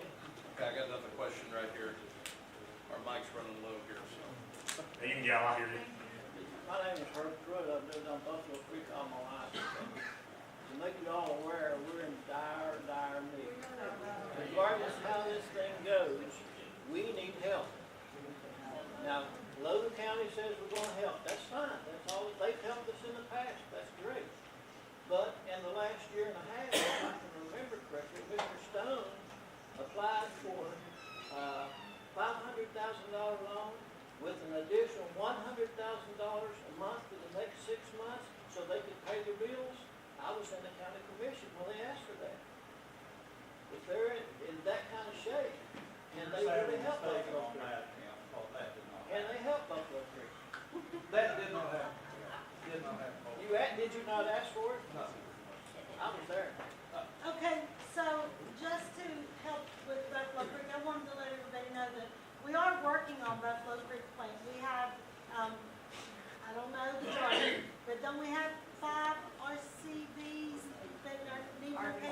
RBC, sorry. And we have people that are working on those. We reappropriated some of the soft costs from our ARPA money. We reappropriated that for maintenance and repairs at Buffalo Creek. So the county commission is not just not doing anything for man. We're putting everything we can. Are we doing enough? What else can we do to help alleviate some of this immediate needs that we have? Okay, I've got another question back here from Mr. Chris. Yes, ma'am. If you know what our rates will be, if we do it, what our rates gonna be with you if you do it, you should know that. Yes, yes. And to the people at Buffalo Creek, you're not gonna solve their problem tomorrow. How many years is it gonna take you to solve their problem? Okay, so 2 questions there. I'll make sure I answer both of them. And I'm just going to repeat it back to make sure I got it. So the first one was rate impact as a West Virginia American Water customer, right? Is that correct? Okay. So the general, and it depends on how much water you use, but I'll give you the average. I've got an answer. I'm just trying to clarify. It depends on how much. We don't have a flat rate, is what I'm saying. So it depends on how much. If I use 10,000 gallons a month, my bill is going to be higher. If I use 3,000, it's going to be lower. What's that? Well, the average here, I'll tell you what the average is. If you are a Logan County PSD water customer, at closing, I'm going to go through all of them. It would be a difference of $7 on average. For the average Logan PSD water customer at closing, $7. That's Now, before you do all the work. How much is it gonna be? No, that's including. after you come in here and do all That's that? included. No. I'll get to you, yes, sir. I'll get to you. Just one quick question. We charge about Okay, go ahead. y'all charge about 1,500. There's a big difference in that. Put that in your notes. For the minimum bill? Yes. Yes, sir. Yes, sir. Put that in your notes when you read this off. What's the minimum bill? I'm sorry, I didn't hear you. Ours ain't $89. I ain't never seen a check. Our minimum bill? Get a fee, but No, that's not a minimum bill, no, sir. He said VSD is 2,000 and the minimum bill of how much? our minimum bill is about $20-some, $2,000. Yours is $28.60. 28.60, okay. Yes, how much is yours for $1,500? That's $44, I think y'all got on y'all's website. Yes, that's right. For the minimum bill, yes, sir. And then you charge an extra $20 for 1,000 gallons. So there's a big difference. You're throwing hard There is. numbers out there. Yes, I work with PSD. Yes, sir. He's saying yours. Yes, sir. He's saying ours is a flat rate. What is yours? That's what they keep saying. I'm sorry. I want to clarify. You're right. I don't mean to say it's a flat rate. Are you talking about this number here? They asked you what's your rate. American Water. Yeah, that's what I'm going through right now. So the difference for, again, I'm going to start with Logan County PSD water. Okay, if you're using the average amount of water, which for Logan County PSD water is 3,100 gallons. The average customer in Logan County PSD water uses 3,100 gallons. You're currently paying $44.10. You would go up by $7.11 at closing. That's the ballpark. Okay. After 2 years, After 2 years, it would go up, and so we've got it stepped up over the course of 2 years, so it would go up $7 a year after that, and another $7. So I'm not gonna lie, there's a significant rate difference. I mean, it's $20 odd a month for the most part, over the course of years. But, that's where the challenge comes back to, is where does this work come from? Again, somebody has to do it. It doesn't have to be us, I'm not pushing that. It has to be somebody has to do this work. So the rates have to go up regardless of whether Logan PSD continues to operate it, or whether West Virginia American Water does it, or whatever else. Rates have to increase as just a virtue of doing this work.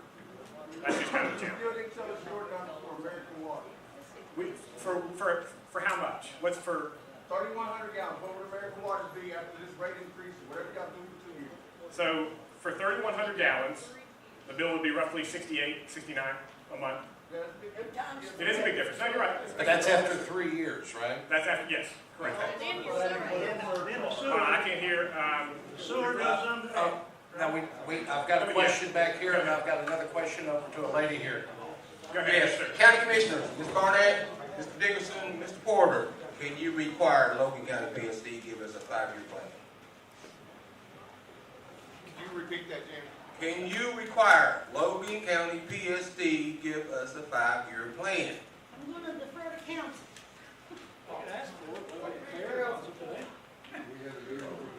I have them do a projection. Logan County PSD, Mr. McGrew's here, Mr. Stone's here, I put in the work, come up with a plan to combat the Plan American Water, bring it to the public. Let's go. Mr. Dickerson? I don't have a problem with that at all, Jimmy. As a matter of fact, I recommend that happen. Okay, thank you. So that we'll have an actual comparison. Right now, we're comparing, you know, the old apples, oranges thing. This is apples and the unknown. And so, I mean, I think it's something that absolutely needs to happen. And to kind of go back to one of the ladies over on the side here about as far as the numbers go, and Brooks, you can correct me if I'm wrong. The number that they're giving you is based on the amount of investment that they have and the projected cost to you if Logan County PSD had to invest that much money. So I'm going to create a hypothetical. Let's say that Logan County PSD, instead of $238 million, we're going to cut that in half. Your bill is still going to be, and this is a projected, and it's very ballparkish. You're still looking at a 90 and half, 45, and let's just round it up to 150 at 75. If they can do it with half the money, that's still a considerable increase, folks, in your overall If bill. the money stays in our county, Okay. hold on, and we still control it. Right now, you're gonna let these guys have it, just like AEP got these lights. They control us. As long as you got one power company, they control those lights. You let them guys have it, they can come in here tomorrow. So your minimum bill is $200 a month, and there's not a damn thing that nobody in this room can do but pay the water bill. Like I told you guys, I read up on it. They come to these communities, they offer a bed of roses, and they leave you with dandelions. Now trust me, go read the Better Business Bureau on this company. It sucks. Hey, I'm coming back over here, I have another question right here. Yes, sir. And I want to point out one thing too, with regards to rates. We don't set our rates. I just want to make that clear. The Public Service Commission of West Virginia sets our rates. So we base it based on what it costs to run these systems. So we don't set the rates. I just want to make that clarification. Yes, sir. Go ahead. Okay, what I want to do is address the Logan County Commission. Can you not check with the State Public Service Commission and get the Mullins project taken off of the Logan County PSD and put the Buffalo Creek on it and keep the Logan County PSD in Logan County and not in Wyoming County? And the PSC demanded that the Logan County PSD take over that project because the Logan County PSD was so profitable. So I'm going to let one of you fellas answer that question. You know what I'm talking about?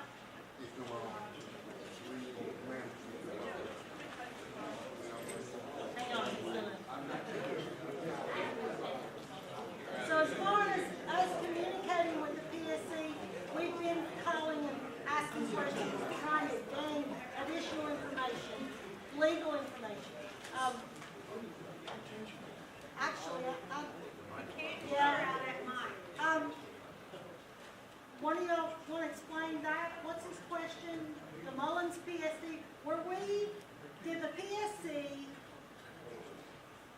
force us to take Mullins? Is that what happened? Well, if that happened to man, Buffalo Creek had to take man waterworks because of Public Service Commission. Because of Public Service Commission. So they govern all of us. They govern Logan County, Buffalo Creek, and American Water. All right. We've run the microphone down already. I just have a question. Why can't we make a subcommittee? Can you do that, Dave? Like, can you make a subcommittee for Logan County PSD and the Buffalo PSD to come together to give you guys all the information as far as cost, repairs of what they need to come from you guys? I don't know why a subcommittee can't be made So for our local, Mr. for our Roberts, guys. Mr. Roberts is our engineer of record for both PSDs. And I assume he has all the information to give a report. Well, yeah, I'm an engineer, so I deal with technical stuff, and I can do all that. But you also ran the Logan County PSD for how many years? Okay, so you're full of knowledge about water companies and engineering. I'm sure your information you give will be beneficial for us. You get so I'm not sure that we need a committee. I think that Mr. Roberts would be able to help us. We also need some clarification on their. Okay, okay, that sounds good. We don't have time. We've run out of time. But we have reappropriated money and we're working every day, right? Didn't we bring some additional here to fix those RBCs? Didn't we, and we're working on it daily, right? So we have to just ignore it, right? Okay, I went and got some batteries. Put a quarter in. All right, we're over here now. Yes, ma'am. Yes, I want to know why, if I have a certified septic system that the health department come out and inspected when it was put in, I have to hook up to you and pay you 3 times the water bill. That's what's going on where I live. Yes, we do. And if you don't hook up to it, they turn your water off. Right, well, we're not the sewer provider here now, but yeah, you're right.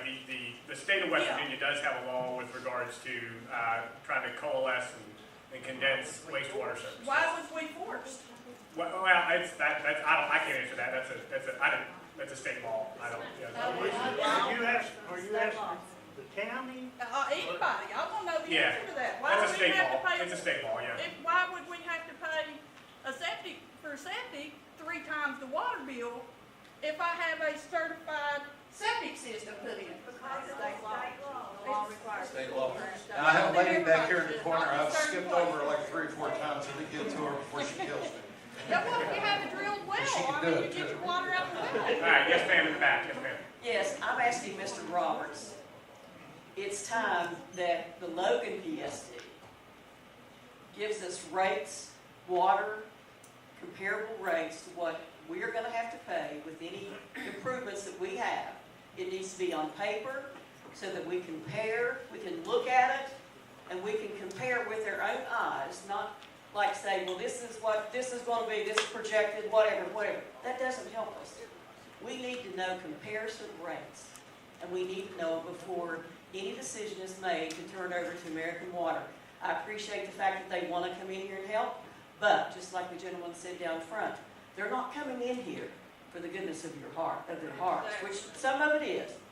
But they're not coming in here without the fact that they are going to make money on their backs when they get here. I'm coming to you. I believe that was a question for you. I believe that's what the county commission just asked us to do.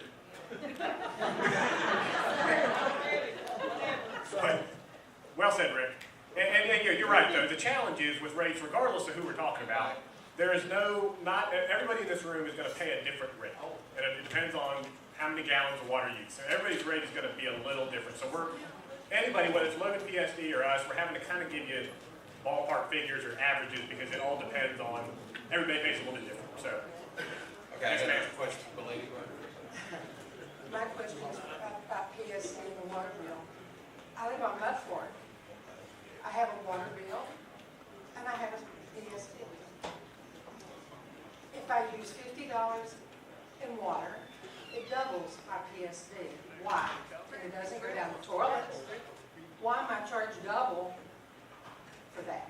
So you're asking why is your sewer bill higher than your water bill? Yes. Okay, so the way that kind of works, so you don't have a meter, you've got a meter on the amount of water coming into your house. So let's say 3,000 gallons come into your house, right? The assumption is 3,000 gallons get used, and then that's how much is leaving the house. I think Jake mentioned it earlier, but wastewater costs more to treat. So the process required to kind of get the sewage water from the house up and down hills to where it needs to go to the plant, and then treat it there is just a more expensive process than it is on the water side. And we see that all over the state. But when you clean your porches and you're outside and you wash your cars, it's not going in the sewer. So you're not paying 3 times for that water. water. Well, sure, yeah, that's not my, I don't, I mean, we don't set that you policy, need a that's just meter, gonna happen. what comes out of it too. Well, that's, yeah, I mean, that's not something that we do, that's just kind of the state, wastewater all over the world has done that way. Well, There's- what about if you have a drilled well? well, then you don't have water bill. Good, but yet it's a state regulation, you don't have sewer and stuff? Yeah, sewer's different. That for, so far out, they ain't putting them under no sewer and stuff. Just go so far out. Yeah. Mitchell Heights don't pay sewer bill either. All right, was there another question somewhere? I thought I saw a hand pop up there. Anybody else have a question? Yeah, you talked about Mitchell Heights. All right, hang on. You're talking about Mitchell Heights. I heard somebody mention Mitchell Heights. Does Mitchell Heights pay individual home sewer bill down there like we do, or like people does up here in the Logan area and stuff? Logan County PSD. It's not run that far yet. Pardon?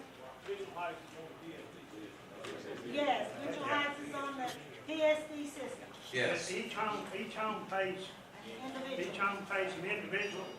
Yeah. They don't have one plant built down there? Do they have their own sewer treatment plant? I think so.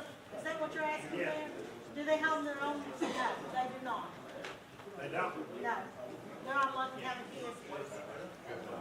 How much is the county gonna gain from this sale? Because in the diagram, it said that we would profit $30 million. Is it not against the law to profit off of utilities because it's a necessity, or am I wrong? So the valuation of that is based on the assets, right? It's based on the actual, the facilities, the pipe, the plants, all that kind of stuff. So counties and cities are allowed to, if they want, they can sell those assets and that value comes just from there. You're right, you're not allowed to profit on the rates. So like if you're paying you're a customer and you pay your bill, it's not a profit that the county can then go use to build a ball field or something like that. So that part, that's correct. But they are able, if they want to, they're able to sell those assets and they're allowed to take that money and then reinvest that into Logan County. So it says estimated proceeds is $35 million. What is the county gonna do with that money? Whatever y'all want us to do with it. I think we know 40,000 people give them $1 million. And it's on the Boy Scout camp and it's set empty, it's an allegation right now. I mean, we can't do nothing with it, so. Boy Scout camp? I mean, that's a lot of money. It's a lot of money. Okay, I have another question here from this gentleman. Yes, sir. Well, my thing is, this problem is going to occur overnight. It's been going on for a long time, right? Yes, sir. Whether it's bad management or somebody, everybody's got bosses. I don't care who you say. And data that you can get, how much it's going to cost. Let's reach out and touch somebody. We shouldn't wait now. Everybody's in a history and fighting each other. They shouldn't be that way. This is one of the best communities everywhere around Logan County yet. And we just want that to be ours. Like, we don't want to give away, you guys take off getting ass down the road. Yeah. Only. But that's all I'm saying. Yeah. I know you can't go back and say, well, this guy, he messed it up, he stole or whatever. We do that all the time. That's just what Yeah, we shouldn't went out this way. Let's hope we're not doing that way. Yeah. And the people that's doing that, we gotta wait, we gotta fight for them out. Well, That's all terrific. I've got to say is on that. Yes, sir. Well, great point. So I want to respond there. I mean, the point being that this is not something that happened overnight.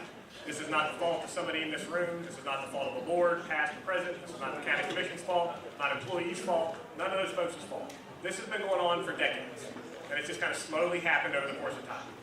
But the great thing is, and we don't have to agree. We can have a variety of different opinions in here, and that's fine. The great thing about Logan County, the great thing about this room is, it's filled with people that care. You care about what's going to happen. You care about, what's going to happen with these systems. You care about what's going to happen if there's any money, all those kind of things. And these are the conversations to have. And it's not an easy conversation. It's not a quick, easy answer. I don't have quick, easy answers. We don't have quick, easy answers out here. I mean, it's challenging. This is hard stuff.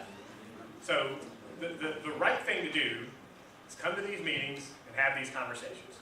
And this is what's happening today. So again, I'm not saying there's a right or wrong here, but this is what needs to happen. And you're right, it's not a matter of somebody did something wrong, we should be mad at anybody. It's a matter of let's just try to work together and see if there's a solution here that'll work. Yes, sir. I have a question back here. Yes, Ma'am. So I think part of the problem that everybody in this room has is a lot of it is to do with they feel like they have been lied to or the transparency has not been there from the beginning, which as a county commission we've asked, and I think that everything that goes on with the county commission should be public knowledge, posted somewhere where people can access it and know what's going on for themselves instead of finding it out on Facebook. So one question I have, and Diane, this is for you, I've known you my whole life and I love you dearly, so I'm not bashing you. But to debunk one or to validate one thing that was posted out there, is this a complete waste of everyone's time because you have already done the deal?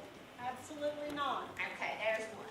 The other question I have would be for you, because I'd like to know, as you came in here from the goodness of your heart because you're a fellow West Virginian, wanting to help our county, and you went back and sold this to your corporate people who, you know, they're not Trump and they're not Elon Musk who's doing stuff for free out of their goodness of their heart. What is it that you told your bigwigs that is so great about us that they would want to do this? Great question. I love that question. And it was a very it wasn't one conversation. We got called back. We got kind of drug over the carpet a little bit there because the folks that we're on these calls with have probably never been to West Virginia unless they're just driving through and they're stopping in for whatever reason. And they've certainly not been to Logan County. So there's a lot that goes into kind of describing the need. Describing what happened in Buffalo Creek in 1972.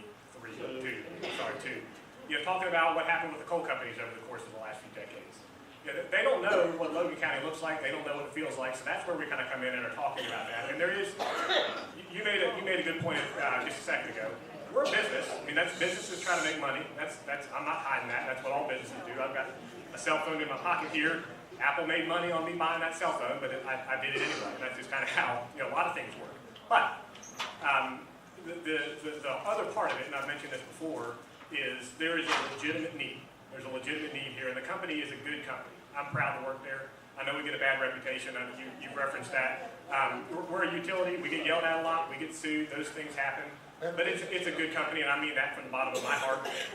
It's a good place to work. We care about our employees, and we take care of the communities we're working. Because it's not a matter of just making money. Because if you're just making money, I don't want to work there. I want to work at a place that makes money. Sure, that's fine. You're a healthy business. I don't have a problem with that.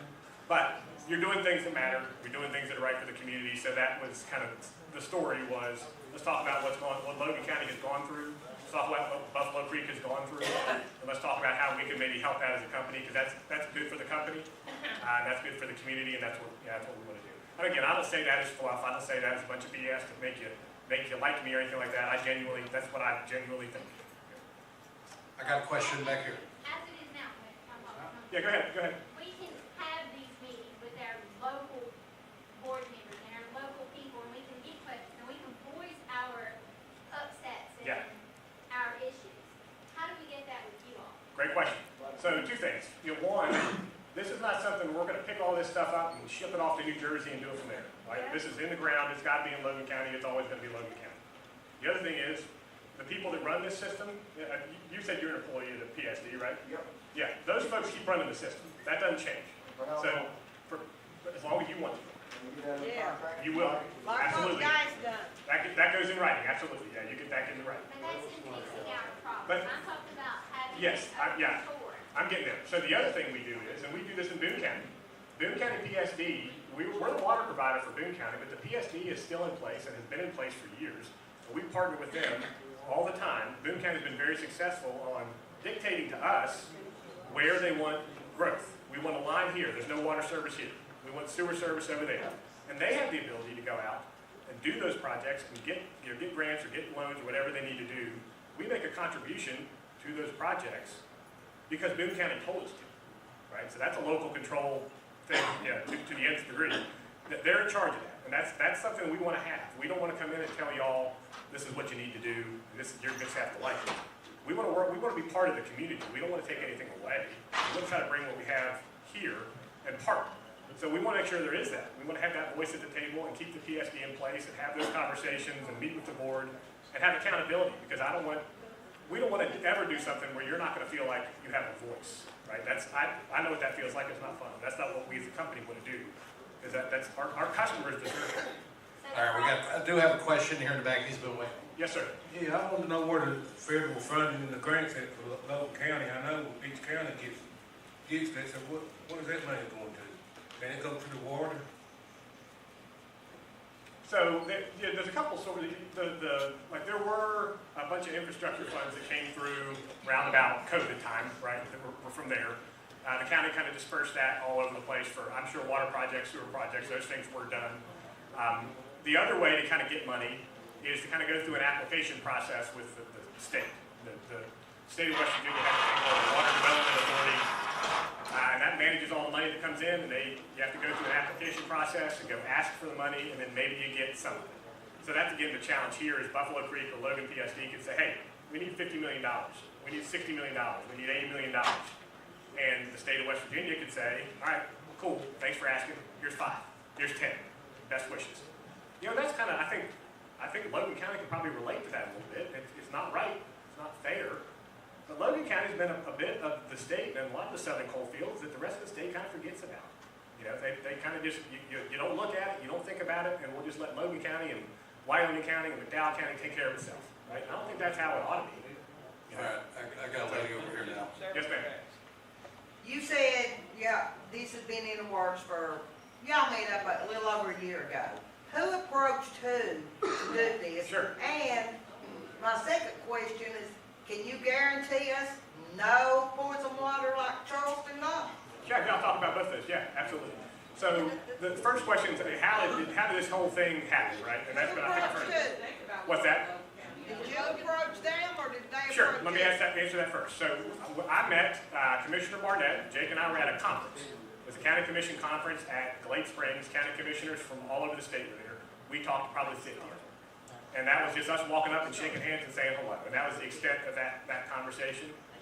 And then we get, you follow up over the course of months and check in and how are things going and, is there anything we can do? You just kind of have a conversation that way.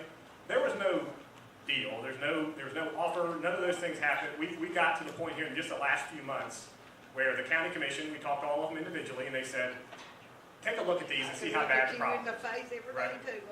So we did that. We went through and kind of did an evaluation. We came back and sat down with them and talked through these numbers. I would commend these folks. I mean, every conversation we've had with them, they've used the word transparency. Because the people deserve to know, and they got the information. Did they ask you to buy them, or did you ask them Neither. to sell them? Neither. Then how does it come up?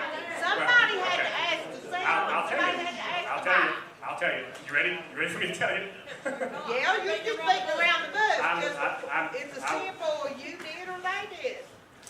So we have made an offer. That's how we got to the point where we said, there is something here we can do. This is what we can do. We have presented that to the county. How did you know there was They brought it to you. What's that? How did you know there was need? Well, that's through those conversations. I said, and I said, and the county has indicated, hey, Buffalo Creek's a problem, and we think part of the Logan PSD is a problem. They said, there's a problem here. And I'll tell you, every system in the state, this is not unique to Logan County. Again, this infrastructure is very old, all over the state. This is a challenge. West Virginia, we were in the governor's office today talking about this. This is a challenge that West Virginia is going to have to deal with going forward because we've got issues like this all over the state. And somebody has to do something about it. We can't, as West Virginians, and I think she stepped out, but we can't just sit here and let it happen to us. We've got to try to find a way to work together, whether that's the company working with the community, whether that's the community doing it with each other, whatever that looks like. We've got to find a way to do it, and that's what we've always done, and that's what we're going to hopefully, as West Virginians, continue to do. But yeah, I just want to be clear. There was nothing sketchy about this. As soon as we had these conversations, the county commission brought it to you as soon as they had their next meeting. I'll raise my hand on that. That's exactly how that's taking place. And why did the county commission? Why did they not go to the Logan County PSD if they thought there was a problem there? Why did they not go to the PSD and offer to help? We have conversations with our PSD and our PSD board on a regular basis. You may go and talk to them on a regular basis, but you haven't fixed no situation County Commission meeting 18 months ago, expressed some concerns. We worked with them, gave them some more money, they fixed the situation. It's constant.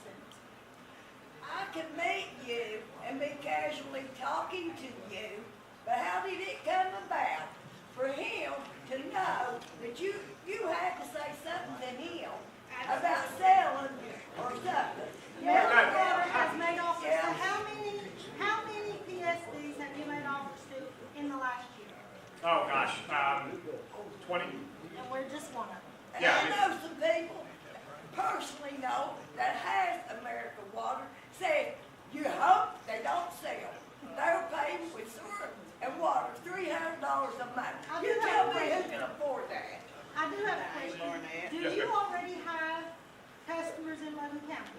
We do have a few customers in Logan County. How many American Water customers do you have? And none of them say. Yeah, it's less than 100, I think. It's not many. Yeah, it's not many. I knew you had some. I We just do. didn't know how But many. you We didn't have- answer my question about the water Yes, that ma'am. happened over at Charles. Other question, yes, ma'am, yeah. So that happened 11 years ago in January, and I'll get to you next year. And I see it's it. still not took care of. Yeah, it is. I'll tell you what happened. I'll tell you what happened. So, I'm ready whenever you're ready. Your water company's a joke.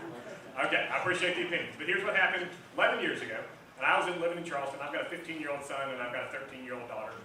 They were 3 and 1 at the time. My math is right. So what happened is Freedom Industries had a big nasty chemical tank up the Elk River, right? And it leaked. And it leaked chemicals that no one had ever seen in a river before because it's never gotten into a river before. It's not the kind of thing that typically shows up in a rock water stream. It went down the Elk River. It went straight into our intake. Intake is basically like a big straw. It's a tube that pulls the water in from the plant and treats it. So it came through. Nobody in the country, nobody in the world treats for that chemical because it doesn't get in water supplies. So what happened is that went out and got into the water system. So our guys had to make a tough call at that point. We knew as soon as it was in there, something's wrong, so we could do 2 things. We could say, don't use the water, we've got to get this taken care of and flush it out, or we could turn it off completely. Turning it off completely means hospitals don't have water to flush toilets, folks at home there's no water whatsoever. So we made the choice to say, we're going to let the water run through, we're going to tell people you can't use it until we get it treated, and then people were unable to use the water for, I think it was a week or so. It was a long time. It was tough. I had to go buy a bottle of water with my kids. It's hard to give them a bath, they were babies. But what happened, and the good part that came out of that is, American Water now has the biggest source water protection program in the country. And the state lawmakers said, this is never happening in West Virginia again. So now they are required, the DEP is required to inspect all of those tanks along the river and make sure they don't have poison that's trying to get into our water supply. But that's over there. What are you gonna do to protect us? Well, the water here comes from, a lot of old coal mine reservoirs. So there's all kinds of stuff in there that needs taken care of and addressed too. So that's source water protection. We're making sure that the water that's coming into the plant is clean when it's coming in as much as possible. And then you go through all the treatment processes to make sure when it gets to your house, it's top quality. So we put all that time investment, and that's again where these costs come from, is to ensure that those things don't happen and that you're getting good clean water. Okay. Do that now? What's that? Does Logan PSD do it now? Yeah, everybody does. Yeah, everybody treats the water to varying degrees. Yeah, I mean, it's not all the exact same. Okay, we do have a question back here from this I'm man. just saying, Yes, sir, Logan go ahead. County, you guys have done a good job. I'm gonna give you credit. How come we don't go ahead and raise our bills right now? I'm sure the people of Logan would do it. Everybody pay $10 more a month. That gives us $2 million a year in Buffalo Creek. And in 2026, we got an election coming up. Let's put the water on the ballot. Let the citizens decide, not 3 people. Not 3 people. 3 people shouldn't be allowed to decide this. Let's put it on the ballot in 2026. I'm sure we can survive until 2026. We can't. And let's put it on the ballot. End this bullshit.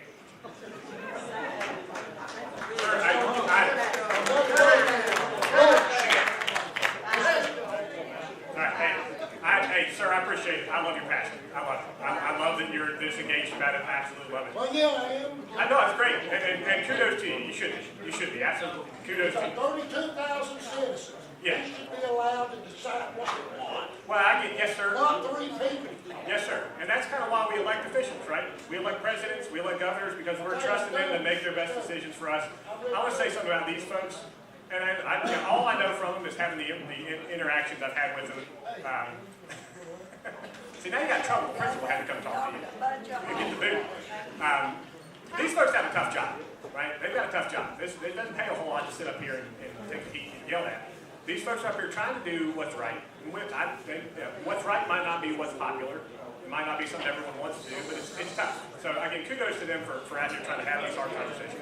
Yes, ma'am. I would like to know how, for the man people, how far does the water from Logan, like say from here to Man, how far does it go for Man's plants to take care of? Does it say the old Rid Mall toward Man, from Library toward Man? How far does it go? How far does theirs run? So the question is, how far does the water run in Man? Toward Logan, yes. Yeah. What part of Man, how far down toward Logan does it cover? Their area? It's this whole stretch. Well, that don't tell me. Well, this whole red line is Buffalo Creek PSD, right? Got a man and Buffalo. Just Man, yeah. Just Man and Buffalo. Man and Buffalo Creek, all the water. Yeah, so it's just that area right there. We're dwindling down fast here, aren't we? Anybody else have a question? And if you don't want to do the microphone thing, I'm happy. We'll stand up. You're welcome to come up and talk. Private. Yes. You talking Yes, about sir. the amount of water that supplies there on Buffalo Creek. A year ago, I talked to a man in Charleston about, they knew they had problems a year ago. I know they was problems a year ago, and was approached myself, and I talked to people over there, and they asked me, well, what can be done? That's why I said, well, I'm here. I said, is Logan County PSD same thing as Buffalo Creek? No, it's a different system. Right. Okay? So BSD, Logan County BSD, are we managing what you have correctly? Everything is good? You know, I'll say it's not a matter of, if you think of, gosh, I don't know, pick a race car driver, Dale Earnhardt, right? You put Dale Earnhardt in a car that's up on cinder blocks, he's not going to race with them. So this is not about who's in the car, right? It doesn't matter. It's the one, it's not the magician. So it doesn't matter who's operating the stuff. I think we've got, from all accounts, we've got a good team in Logan PSD, there's a good team in Buffalo Creek PSD. Those folks are doing the best they can with the equipment they have, the assets they have, the systems they have. This is more a matter of the actual infrastructure, right? It's the stuff in the ground, it's the plants. Those guys can work their butts off, and I know they do. We've talked to Herbie here a lot. I know Herbie, raise your hand there, Herbie, I want to make sure that we can see you. Herbie has been an absolute hero for Buffalo Creek. He and that team have been out there absolutely blood, sweat, and tears, giving their hearts to keep this stuff going. But they can only do so much with what that system's capable of. So like I say, it's a race car up on cinder blocks, and it's only going to go so fast. Yeah, it's not. I think it's a matter, and that's where it boils down to. Again, this isn't fun to say. It boils down to money. It really does. It boils down to getting the money to get this stuff done. And that's the thing we can do, right, wrong, or indifferent. We can get money. We can get money, we can get it here. And that's what we've kind of gotten the approvals from our folks. We've made that fight. We've had those conversations. American Water has a finite amount of money. We don't have money we're slinging all over the place. We were able to get that money here. You've got access to the money to do what needs to be done today. We do. Can the county commission come up with that kind of money to do what needs to be done? I'm going to line up for a loan if you can. Yes, sir. It's kind of what we do. Okay, go ahead. At the last meeting, the guys stood up and y'all said y'all was going to get a third party. What happened to the third party? We relied on Mr. Roberts because he was the engineer for that. Mr. Roberts. Pardon? You just asked him 15 I understand. But at the last meeting, you were supposed to tell somebody. What happened? We looked at 2 other agencies. One of them was not able to do it. We're still working towards that goal. I wanted to get the information from Mr. Roberts before we have the engineer go up there so he'd have someplace to start. I agree with you. We don't know enough about our systems. We all know Buffalo Creek's in dire straits right now. He is not as bad as He keeps saying that. I understand. Well, we have this, we have that, and then we have the truth. You know, we have this side, we I have work that for side, him. always, He does. always in the middle. So, we plan on getting a lot more information. You know, folks, we don't want to make a decision that harms our future. I have grandchildren, I have children, I don't want their future harmed. You have to look at the fact that we have a declining population and we have an aging system. You need to look at the community to see what the people of Logan County want. And like they said a while ago, it should not be 3 people. What we want and what we can afford might be two different things. If you would file for grants and loans, You there's don't no always way get that the that. PSD could not do what they need to do. There, like Mr. Crystal told us, it's a stiff competition for grants. We are always ignored down here in southern West Virginia, always. What makes you think they want to ignore it? I agree. That would be detrimental to their purpose. But it affects us. They're just an option. Once they buy it, their purpose is over. Yeah, we won't see them no more at all. So, we have a Ask him to grudge. let him sing his ball. Because we won't be able to go up to PSD and pay, we'll be talking to somebody over 800. Will you? Yeah, we will. I have a couple of questions. Yeah. Will you have local offices?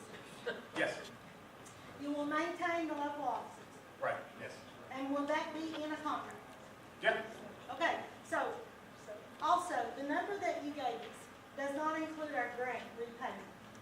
And I know we've had a conversation about the 35 million after we pay off our loans.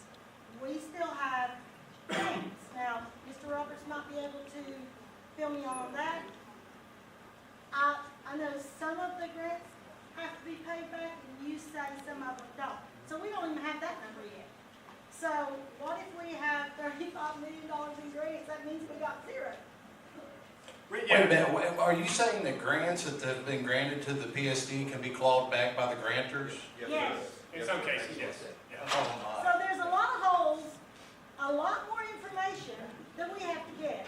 And when it comes to transparency, as soon as we got this information, January 7th is when we got this. We put it out, as soon as we got it. Aaron, and I'll create a situation that we have talked about that might potentially shed some light, but again, these are the things that we have to think about, folks. I know it sounds like it's the broken record. Look, I will promise you that we have spent countless hours trying to come up with the best answer for the residents of Logan County. We are residents of Logan County. What affects you affects us. It's not like we live in a bubble, that this doesn't affect us and our families. I have families that live here. You have families that live here. I have family members on a fixed income. We fully understand. And here's what we're burdened with. Here sits, and I know what you're saying, ma'am. You understand that, why should 3 people? Because you all elected us to do that. Well, that may be the case, but it is the current situation. And this was put in our laps. And now that we've heard his sale pitch, in closing, what is the next step for you all, for us? Yeah. We're gonna get the information from the Right. Logan County. We've got to have something to compare what he has offered. It's not like gonna be a signature tomorrow or next week? No, impossible. It has to be an open meeting, it has to be posted, noticed, and the vote has to be in public. There will not be. So there'll be another meeting set up like this? Our next meeting is March the 3rd. Hopefully we'll have a lot more information on by that meeting. That'll be on March the 3rd. It's really important now too, the public, that we can, when there has to be more meetings, there has to be posted, all of it has to be publicly done, all those kind of things. Before a county commission would ever take a vote, they have to go through all those steps. If, and this is what happens in other places, if a county or a city decides that's a decision they want to make, and they sign a contract, that still has to go to the West Virginia Public Service Commission, and they have to approve it. So they kind of starts the whole thing over. That's another 6 to 9 to maybe 12 months of their review to make sure that that's in the best interest of the customer. So it's not just, there's a lot of hands and a lot of eyes and a lot of things that have to happen. So they can't just sign a thing tonight and then it's done. There's a lot of things that have to happen, and it all has to be public. But at what point in that does the people no longer have a say or voice? Well, the whole time, really, you have a say in the voice, because even if the county commission decides to make that decision, like I said, there'll be a series of other meetings prior to that.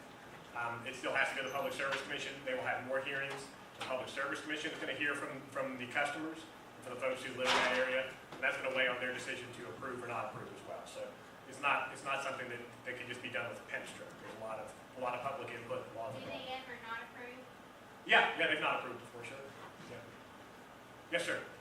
Is it true then that man's not gonna get any relief within at least 18 months? No. So what we've offered, what we've discussed. I mean, they're not gonna get relief from a sale for at least 18 months or so. No, because what we would do, because of the situation is so dire, what the company would do, if the county elects to work with us and wants to move forward on that, we can enter what's called an emergency operations and maintenance agreement, meaning we can start sending help right away. We can send people, we can send resources, we can start working on some of the equipment. Without a sale? Without a sale, well, it would be prior to, it would be en route to a sale, but yes. So that way there's not. Okay, so you start the sale process So that's even immediately. before the PSC's involved. Yeah. What's that? That's even before the PSC. Well, and here's what's happened in the past, so I'm glad for context. We had a situation over in Fayette County. Fayette County had a PSD called the Armstrong PSD. And they were not able to provide water service. They had folks out for Thanksgiving, they had folks out for Christmas every year. They had all kinds of problems. The Public Service Commission said, West Virginia American Water, they didn't ask us, they told us, you have to take this system over. It was about 800 customers. And we want you to provide them service from Charleston. Now, we had a line in Fayette County that was close. We had to build an extension. But they said, go ahead and start building that extension now to get them water service. So we're currently serving those customers of that PSD right now, but that sale hasn't finalized yet. But that was kind of, again, an emergency situation where they said they told us to do that. But I find it hard to believe that before you make decisions that, yes, you're going to buy that, but you're going to come in here and get get Buffalo Creek's water. I find that hard to believe that you're going to do that out of the kindness of your heart without somebody telling you, yeah, we'll sell to you. well, we're not going to rebuild. We're not going to come in and say, all right, tear the plant down and rebuild, because that's crazy. I'm talking about getting their water used. Yes, right. Yeah, we can do that. We can do that with manpower. We can do that with coming in and making some adjustments on the existing stuff and nursing it along. And we do that all over the state. And so you would do that without any chance of not being the one to purchase it? Is that Yes. what you're saying? Yes, and here's why. Because if we do end up purchasing it, Why don't you go up there and do that now? well, because they're not our customers. I mean, what I'm saying is, if we're gonna do an acquisition, But right? if you're gonna do an emergency, to go up there and do him now. Well, we do that. We've been helping. We've sent guys to help her. We've had guys here the last few weeks doing that. We've got folks in Mingo County. We have a tanker down in Mingo County. We've had folks over in Lincoln County. We've been helping Lincoln County. But we're We had a talking tanker up in about Weirton, West Buffalo Virginia. We Creek. have no customers in Weirton. We sent a tanker to Richmond, Virginia from West Virginia. We do that all over the state. We have tankers, we have people, we do that all over the state, and that's out of the goodness of our heart. We don't make a dime on any of that. And we would do the same thing with Buffalo Creek. We've been doing it. But we'll do it on a bigger scale if we're going to move forward with an agreement. We're going to do it on a bigger scale so that thing is able to kind of get fixed and get addressed right now to keep it going along. What kind of agreement? It would just be an operations and maintenance agreement that would say, we're going to help run this system for you up until the thing gets finalized eventually. And if it doesn't get finalized, then we'll kind of hand it back to the county and say, where's your money come back from? How did you spend? we pay. I mean, that comes out. You gonna let your money go? We do. That's exactly what we do. Yeah. Right You now, don't make sense why you do that. as Logan County Commissioners, I think, it's just my opinion, we can't sit and worry about whether you're gonna come in here or not. We gotta do something for Buffalo Creek. We are, Yeah, I know you are. we are. I know the money's being We're doing put, it's everything being we put can. there. Right, our bids, I mean, The money's being if put they there. call us and tell us this is what we need, we try to get to you, right? right? We're trying. Right, that's what I'm saying, I know you put the money there. So, what I'm getting at, you guys will step aside now, because if they don't, the people don't want it, then I'm sure Diane and them's not gonna let you have it. But you gotta know how you're going to make all this We work. gotta have a plan. Yeah, we gotta put a plan Now, together to make it all one work. other, thing I wanted to bring up to everybody is our jail bill. So one of the reasons that we can't invest in some of our PSDs and some of the other things we want to invest in is our jail bill. It's going to hit $2 million this year. And we've been talking to legislators, we've talked to congressmen, talked to many people to try to get us some relief. Everybody that's arrested in Logan County, whether it's state, city, or counties, we have to pay for it. So if the state police arrest somebody coming through Logan, we gotta pay for it. It's up to what, $63, $65, $69 a day per person. Signed an invoice today of, $500. somewhere in the neighborhood of $520,000. That's where your money's going.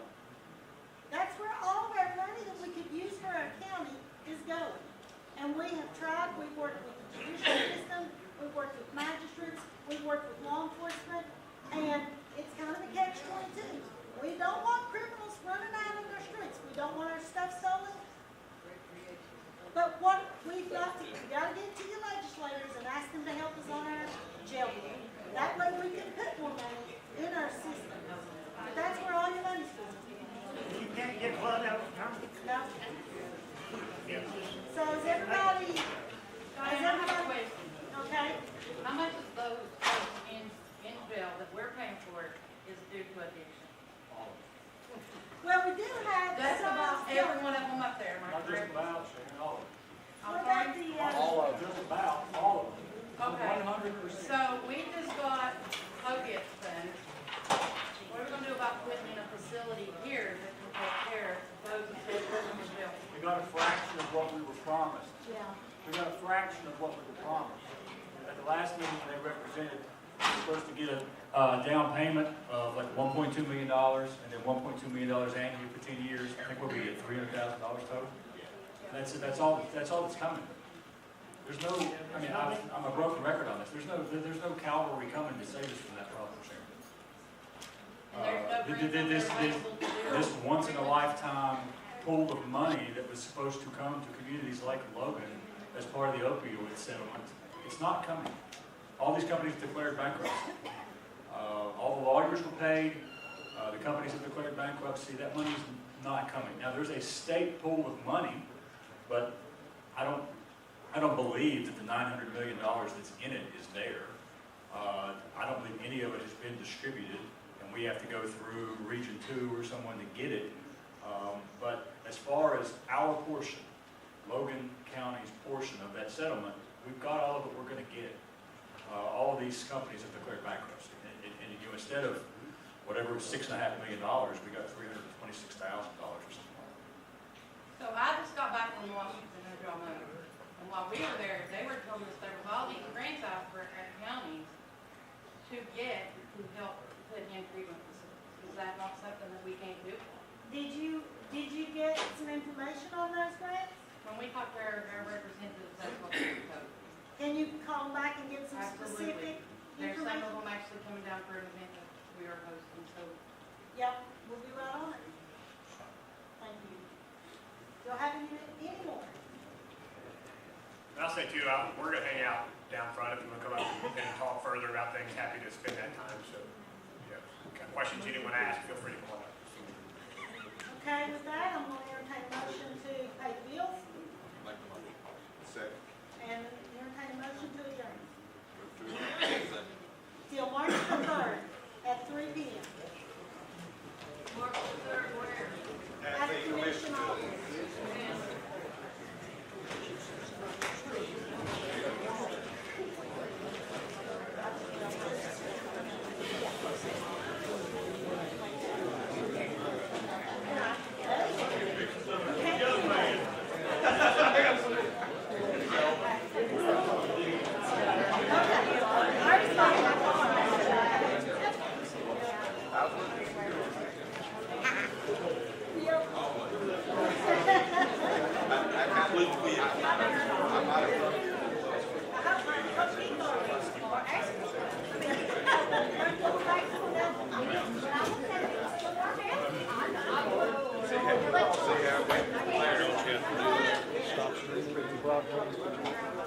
Thank you, guys. Thank you. They got